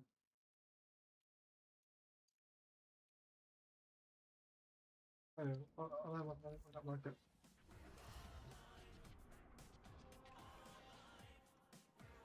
I just realized kills afterwards still counts toward pros. Cool. Like, yeah, overall, like, I'm happy with the direction of Warframe. And I also really hope the Plague comes back. Please DE bring us Plague Star. Please DE bring us Plague Star. I need Forma. I really need Forma, man. I am running so low on Forma, bro. stop complaining. Like, I have like one Forma after I built like the Lactron and the Ballistica and Alexia. Like, I'm completely out of Forma, man. I am completely out. I even had to buy like an extra 6 Forma recently, I think.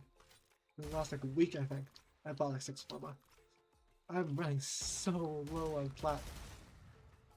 I'm gonna probably have to spend a lot more too, because I just bought a lot of new Warframes. Like, I bought Steinax, Brando, probably not gonna play to be fair.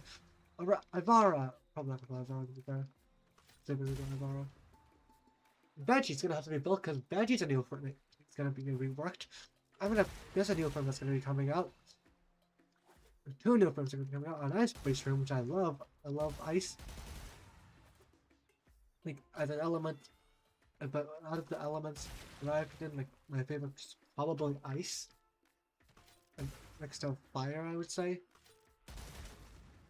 Ice and fire are probably two of my favorite abilities as full. Just super cool. Whether it be video games and stuff, in fantasy settings, it's just really, really cool. It's also super general, like you can do a lot of things with ice. Fun fact, burning.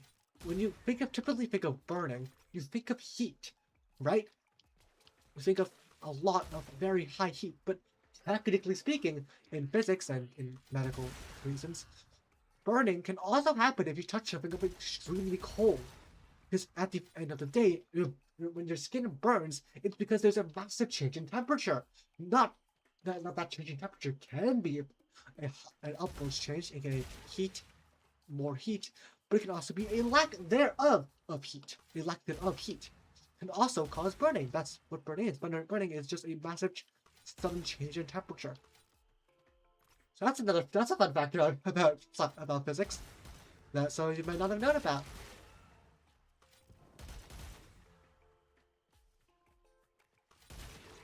You test something of that is extremely cold, like something that has been soaked and been put in a freezer with hydrogen, with carbon dioxide, with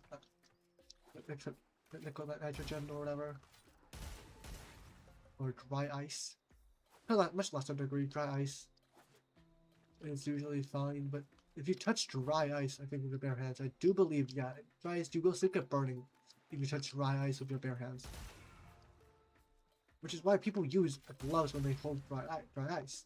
And it's also why when you hold down really cold ice, you get a sort of burning sensation, I guess.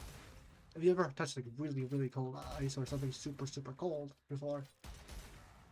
Like suddenly from like, especially from if you've been holding something hot recently, you get a slightly burning like sensation.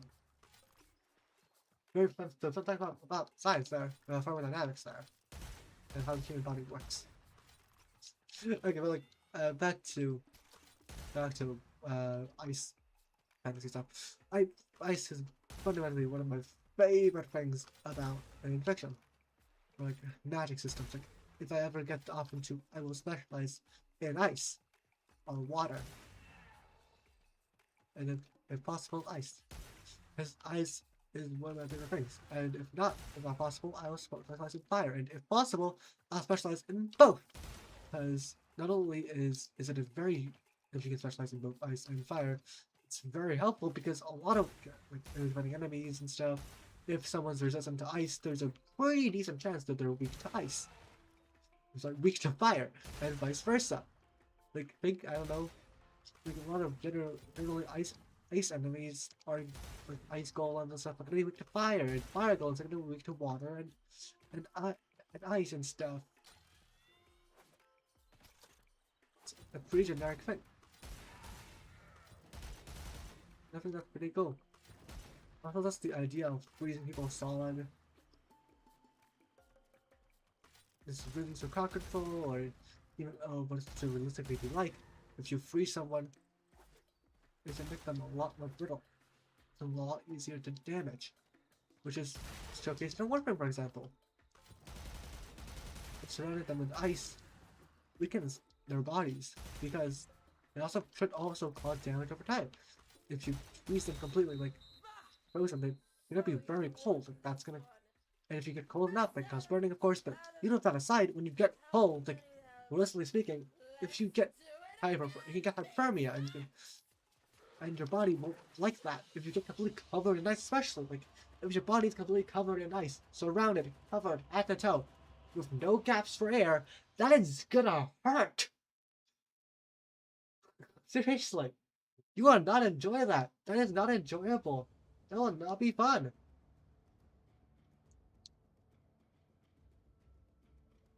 So yeah.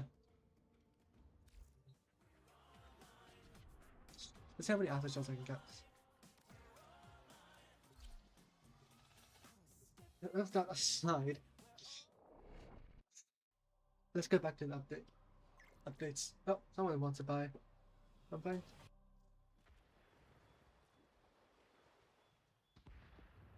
Others have one price for low 2,000 nice. Every time. Let's buy those, and then we see this. And we can sell a engine converter. And how much do I have? How many do I have? Oh, one Warframe. A dojo. I have 5 engine conversions. Nice. By the way, guys, if you didn't know about me and how I found platinum, one of my methods of finding platinum has been Zeraris standing and just trading in energy and health convergence. Because I'm not gonna lie, most people would rather do that than scan for like 10 minutes a day for like 3 days, 3 or 4 days. It's 100k Zeraris standing, right? So around 4 on average, it'll probably take you 4 days. Most people probably have enough, 25k at this point. That's probably, at least I think, have enough for like 25, for like 25k's daily standing, because 15k is the default amount now. So we only need about, say 500 divided, sorry, 10,000 divided by, hold on a second, 10,000 divided by,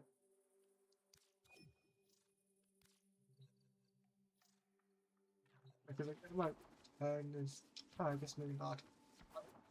I guess most people could do it at least in 5 days. I would imagine at least 205 days. Especially for higher MR people, they can do it in like 4 days. And by that point, they probably have an invisibility frame that they can easily go invisible for, and then just like, I don't know. Yeah, like what I do. What I do dailies, that's what I do personally. I love doing that. Like, I don't love doing that, but like, it's an easy method of making platinum.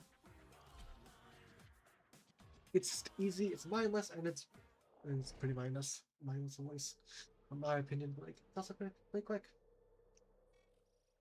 Going back to daytime. We've canonically gone through an entire daylight cycle of Warframe.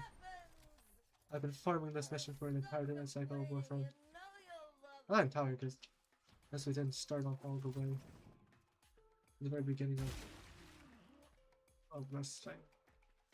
Overall, I do prefer nighttime because it's easier to see enemies highlighted. That would be nighttime the entire time I'm farming, but hey, what can you do about it? This bug goes on August 12th, so I should probably give it as much as I can right now. That's what I want to do at least.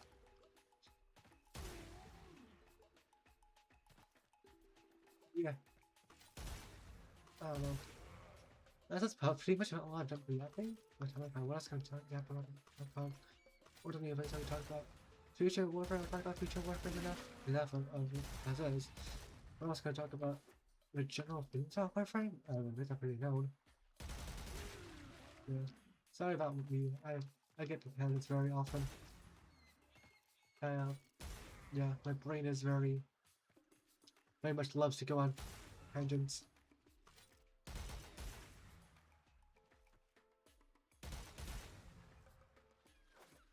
Anyways.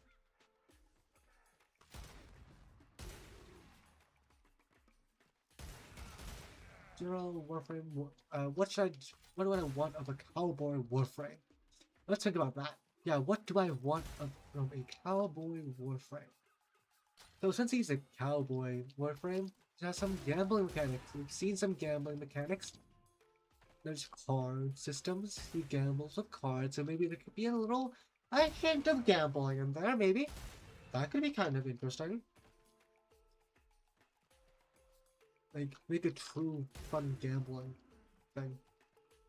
Like, in my opinion, like, I've said my piece about this before. About Kome. Like, as much as I agree, yes, Kome is a very strong Warframe. I believe Kome should have more things to her gambling kit than what she has to offer, in my opinion. Because her gambling mechanics are super safe. it feels like her gambling systems is basically non-existent. Like, if you don't get a 666, in my opinion, you might as well have just gone all ones. It basically makes no difference.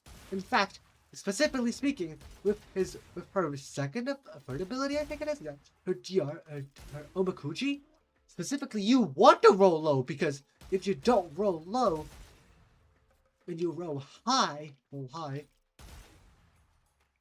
you're actually shooting yourself in the foot, surprisingly speaking, because you actually want a 666. If you don't get a 666, you get a 50% chance to heal instead of getting damaged by an attack every like 0.5 seconds, I think. And if there was no cooldown to that, then yes, that would be great if you roll higher numbers, but you don't. That 0.5 seconds, in my opinion, is only there so that you can take advantage of it during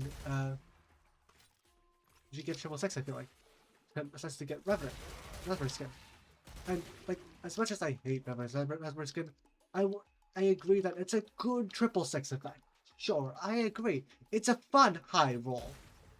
The only issue I have with it, low rolls, and only funny enough for Makuchi, specifically benefits you because over high rolls, that's non-666 high rolls, getting a high roll and a low roll, it actually basically does nothing different fundamentally. As a gambling Warframe, I feel like there should be more gambling parts to it. Like, you know what I mean? Imagine a gambling character in like any other character. Like, imagine a roguelite that features gambling mechanics, but the gambling is $1. It's a range of $1 and $2. Yeah. Your gambling is a $1 range. You either get $1 or you get $2. Like, imagine a gambling system.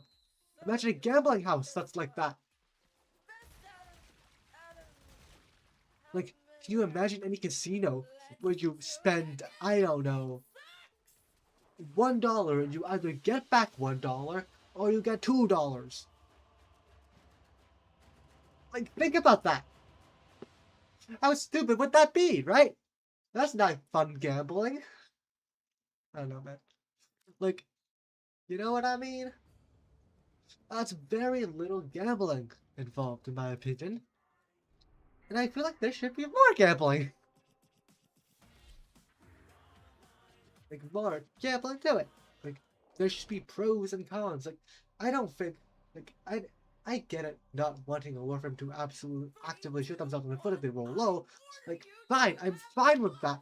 But maybe, for example, for Omikuchi, we could make it so that higher rolls gives you a higher chance for that hit to be nullified or to heal. For example, like, that in of itself already would have been more interesting. Like, think about that. Like, maybe if you roll that once completely, you have only like a 20% chance for that to happen. And if you roll higher, you have higher chances, up to like 20%. Go from 20% to like 80% or something. Like, think about that. That could be interesting. Like, you know, that's more gambling involved. That's what a gambling frame would feel like. You're actively gambling with pros and cons involved to it. Like, that is fun. And in and of itself already would benefit you anyways, because like, if you roll low, you're gonna have less charges anyways. Like, sure, you can't recast it, but not only there are less charges, sure, there's less charges, but those chances are lower. It makes it so that the effects of the ability will last for roughly the same time, meaning low rolls don't actively benefit you. That could be a great way to balance it out. Another thing is, technically speaking, just fall off a cliff, and that's your way of recasting the ability, I guess. But two, Omamori, like, honestly, no notes there. It's a great ability, all things considered. If you roll low, there's an active disadvantage that can happen. Be inflicted, and buffs are completely random. That's what gambling should be. That's great. That's gambling. We love that. And what else? And like, the other thing is, think about it is the challenges. That's fun. We like that. I like that actually. Challenges, having challenges to give you decrees. Like overall, if it's a lazy ability, yes, it's a very lazy ability, but it's also a very good ability for gambling. Like they had a system for a gambling system already in the form of decrees, so you might as well put that on the gambling frame, right? It's lazy, yes. Is it lazy? I agree, absolutely. But it's also very smart. Next up. One. Now, I'm not going to complain far too much about it, because it's a first ability. It's not meant to be anything crazy. It's a 25, 15, I think it's 15 energy actually on Kobe. It's like a 15 ability plus effect.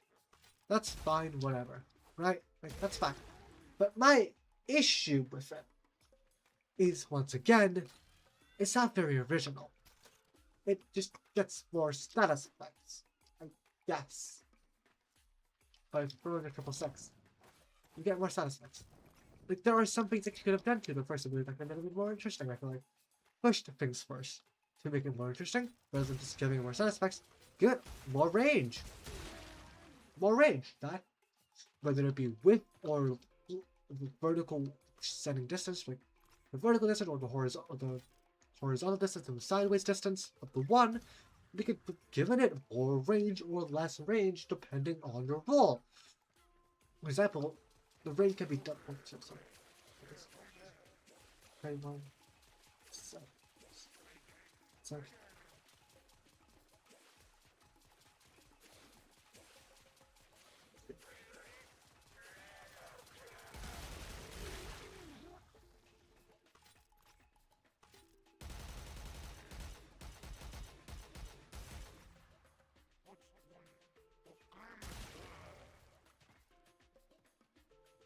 Sorry, back to our topic. They could have made it more, given it more range. For example, they could say give it 50%, 50% plus or minus range depending on what you roll. Right?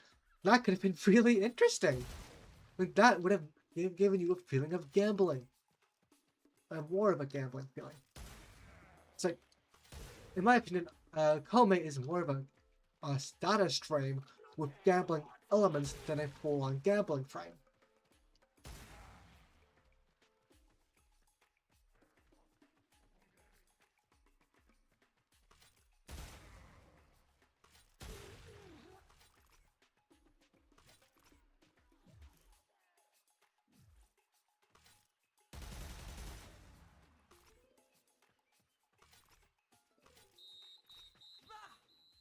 So you won this one.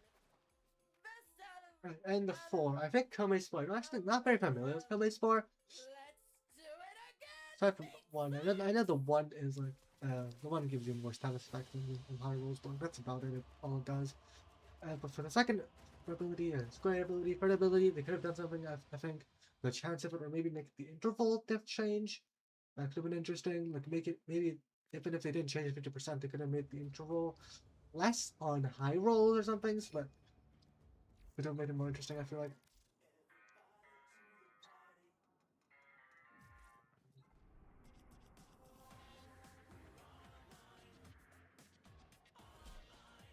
Did what? That'd be the best. What? Energy improvements again, okay. Well, what? Huh? Oh, good having a loading screen. Loading screen moment.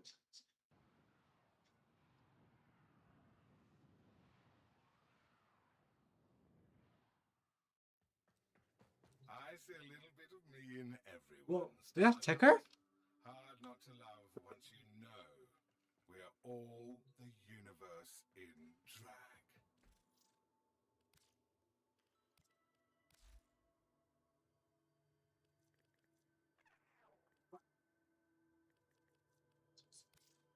Four left. No, I have 3 left for this.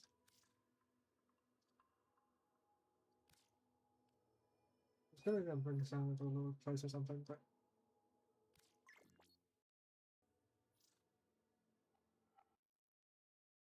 so media is 85 right now. General lowest seller right now. That makes sense, I guess.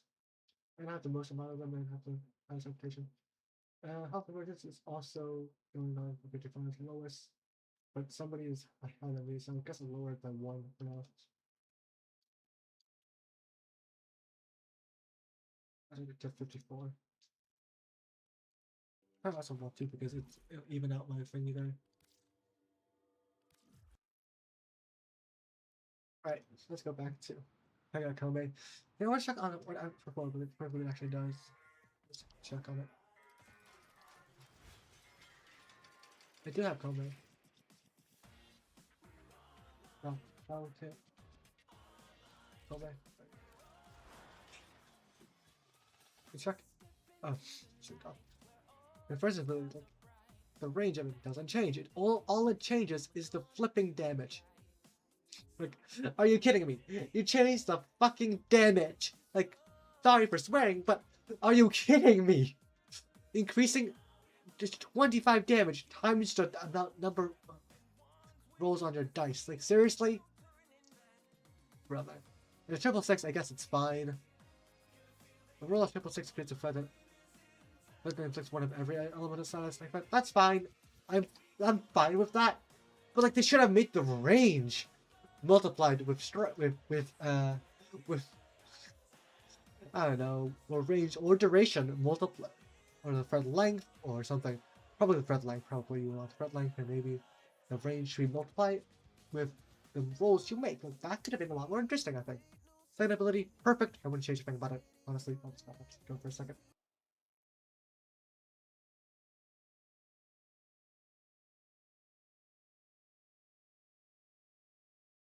Sorry. Second ability, perfect. Wouldn't change anything about it. Third ability, Omamori. That's fine. You surround yourself with charms. Yeah, great. That's fine still. Each time have an enemy with a chance to have enemy attacks heal you instead of damage you.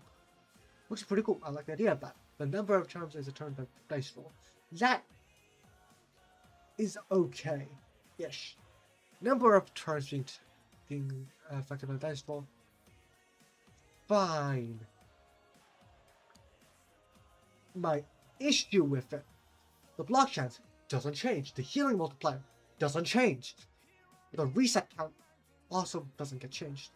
The cooldown, specifically the cooldown, doesn't get changed. That's my issue with it. I think the cooldown should be changed. Even if they don't change the block chance, they should change the cooldown. Also, changing the block chance can make it more interesting in my opinion, because it can make it like, I think 20% might be a bit too low, but like maybe like a 30 or 40% chance, or 35% chance at the lowest, up to like an 80% chance or something. That could make it a lot more interesting. That could make highs do a lot better outside of a 666 giving you vulnerability. I think outside of a 666 giving you vulnerability, high rolls basically don't give you anything. In fact, it cripples too, because it makes re-rolling harder, recasting harder. Bendedoku, or whatever the heck it's called. A 666 causes further status effects over time, and extends Bendedoku to enemies behind Kome. Fine. That's fine, I guess. My issue. This ability in of itself is only good on 666 basically. Now, how would I change this ability personally? Now, personally, I would change this ability by making it a cone effect. And the cone effect gets bigger or smaller depending on your rolls. And it becomes a full 360 degrees on 666s. And it can go up to, like, for example, in a cone, I guess I can go MS Page or something. MS Page. Let me go on the paint. And I'll change my own auto capture. Paint. Paint. So if you see this, right? Like, let's say I'll use red. For example, this is my dot. This dot is Kome, right? Let's say we have an enemy is looking this. Kome is looking this in this direction. Zoom in here. Look, that's really bad. Kome is looking in that direction. This is where Kome is facing, right? Let's say we have Enemies here. Enemy.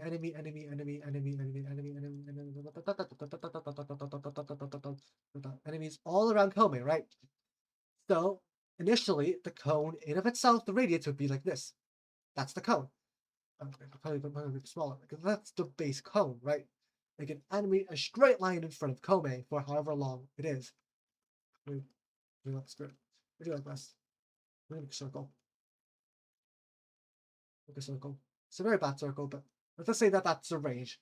So that's like, I don't know, what's the base range of the ability effect? The radius is 30 meters. Like, let's say that's 30 meters, right? That's like 30 meters, so 30 meters away. 30, that's a really bad 3. 30 meter circle.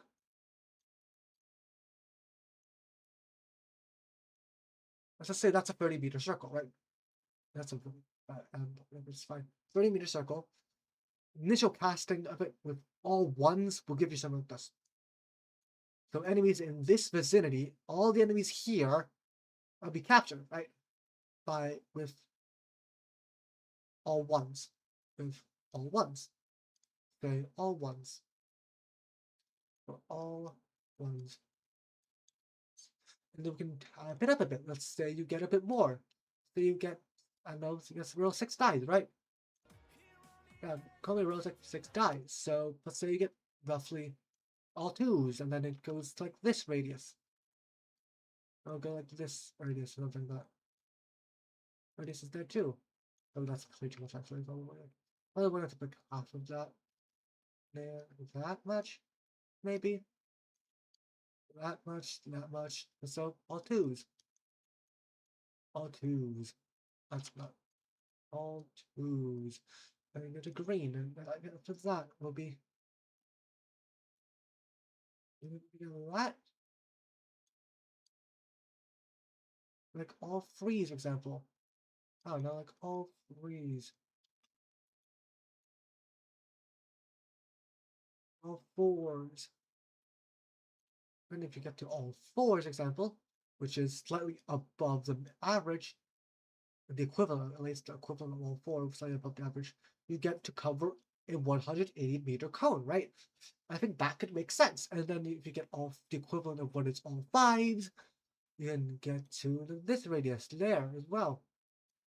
You can cover this radius there too. Like maybe like a bit behind Kome, so maybe I don't know. Let's say an extra 40 degrees here, extra 30 degrees there, or something. 50 degrees here, 50 degrees here, or something. And then if you get all 6s, so like all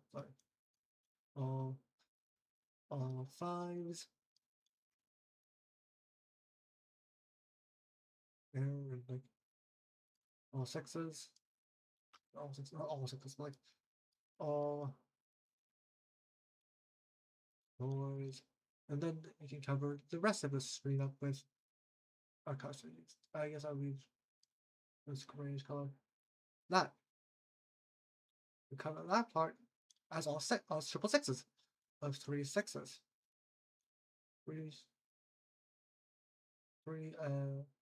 3 or more. The 3 or more 6s would be that. Like if they did that, for example, that would have made the 4th ability a lot more interesting to me. That not only would that be more in line with how a gambling Warframe would be like, because God, because gambling, right? Gambling is supposed to have good highs and bad lows. That could make this ability a whole lot more interesting. Actually, you can even make the circle bigger.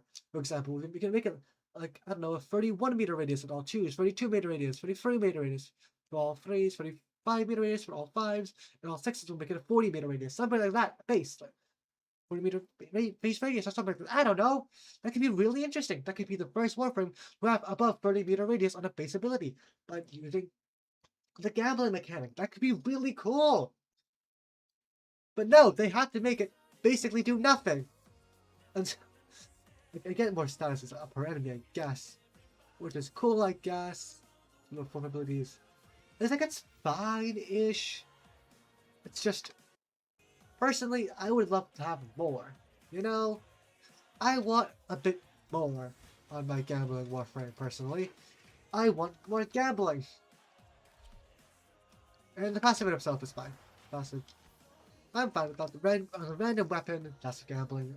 There's gambling there. On a random on a random status effect, fine. I guess that's fine. Like I get it. The idea was status effects are random, kind of. So put that on a gambling frame. I guess. But like, there could have been so much more. There's so much potential there. 3, 2, 1, I order you to have fun! Ding, ding, ding! Like, I think there's so much potential that could have been had with a gambling Warframe. I don't know, man. I forgot to change it. I'm just gonna announce ice frame thing.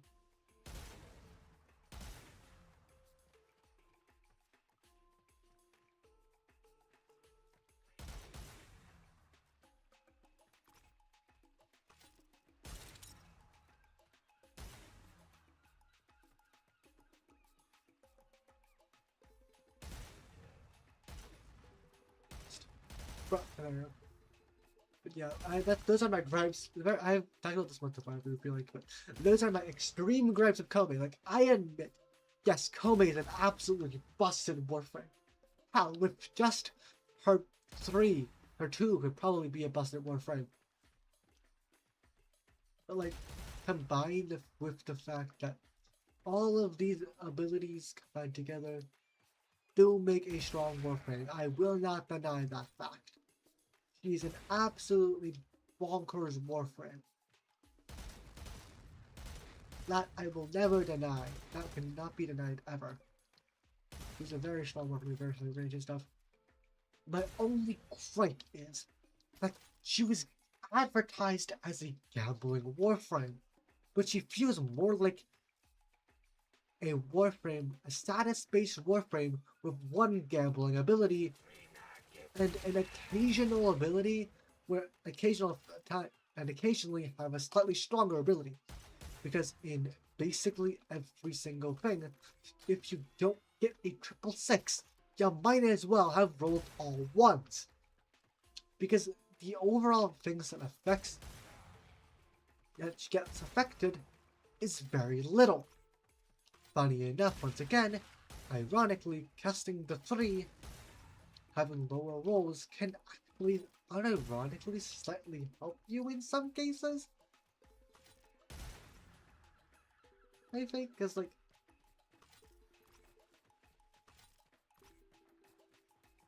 it lets you burn through your charges faster so you can recast them. So do with that what you will.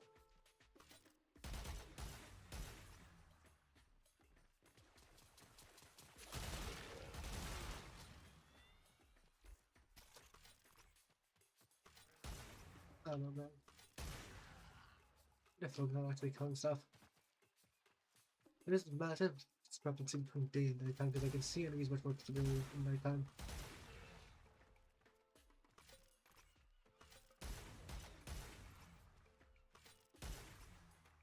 And those are my issues with Kobe as a whole.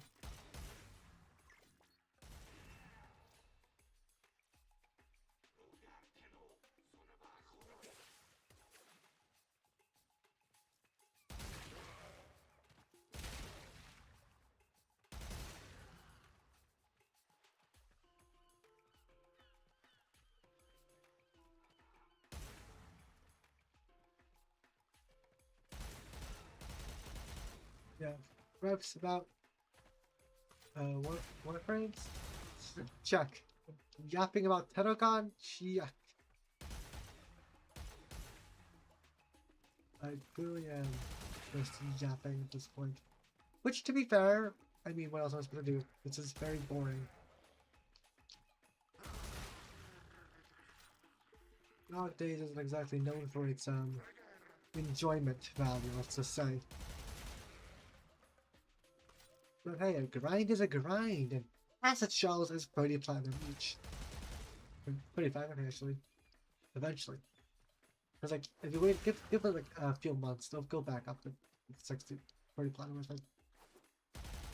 And when it does, I'll sell them. Or pack, I'll just put them on the market for 30 platinum. If someone buys the 30 platinum, that means it's gone down to 30 platinum, so. But yeah.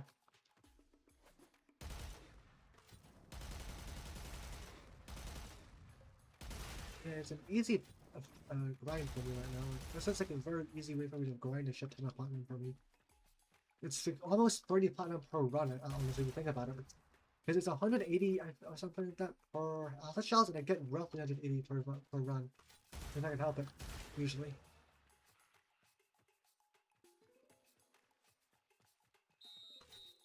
Oh, that goes wrong. Oh, you won this one. I say usually because Out of how there's not many nice. I now? get like 90-ish kills per run even. Do it again, meat sacks! But the one that counts. Because that's not the amount that counts. The amount that counts is full amount even after the thingy happens. It counts for some reason. Except I see sure sometimes you'll play after like. Why did I kill that guy so little compared to everyone else? So I guess 176. I'm gonna sell it off and then buy a bunch of shit ton of acid shells. I was about cosmetics. I was buying cosmetics before I sell up on acid shells. So let's try to go offline now.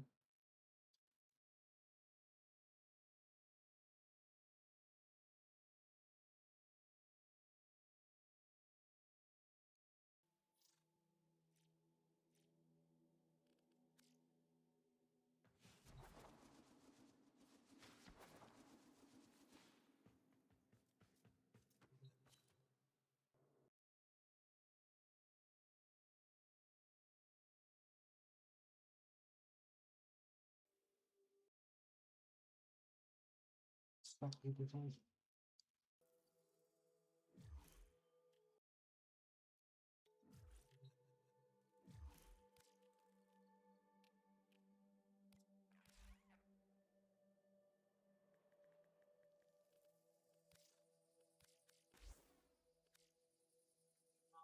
Even number. It is happening, right? Yep.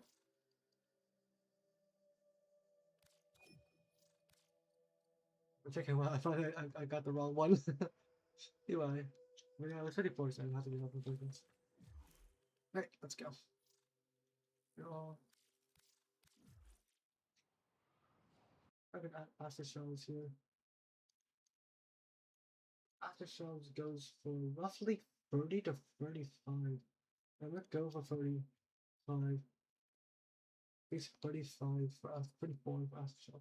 Now I'll just go 35. I was like 8 of even. It's the same. Like 0. I'll go for 35 now. If it goes up back up, then to be fair, I should sell at the median. Now I'll sell at the median since 35 is the median normally. When it goes back up to that point, I'm gonna go to 35. Because let's be honest, also, this is like the same thing as Samar Sending. Nobody bothers to farm kill the thing. The only point where it goes down is because of Dog Days. And Dog Days is a very easy way to farm Alpha Shells. I have to do it manually. Are you kidding me? I can't eat. Oh my gosh, this is gonna take me forever.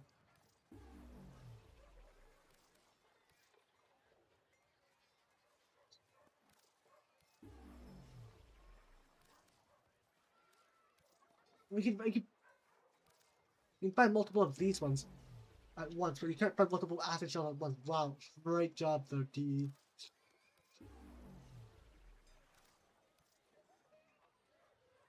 Why not, D? Why the heck not?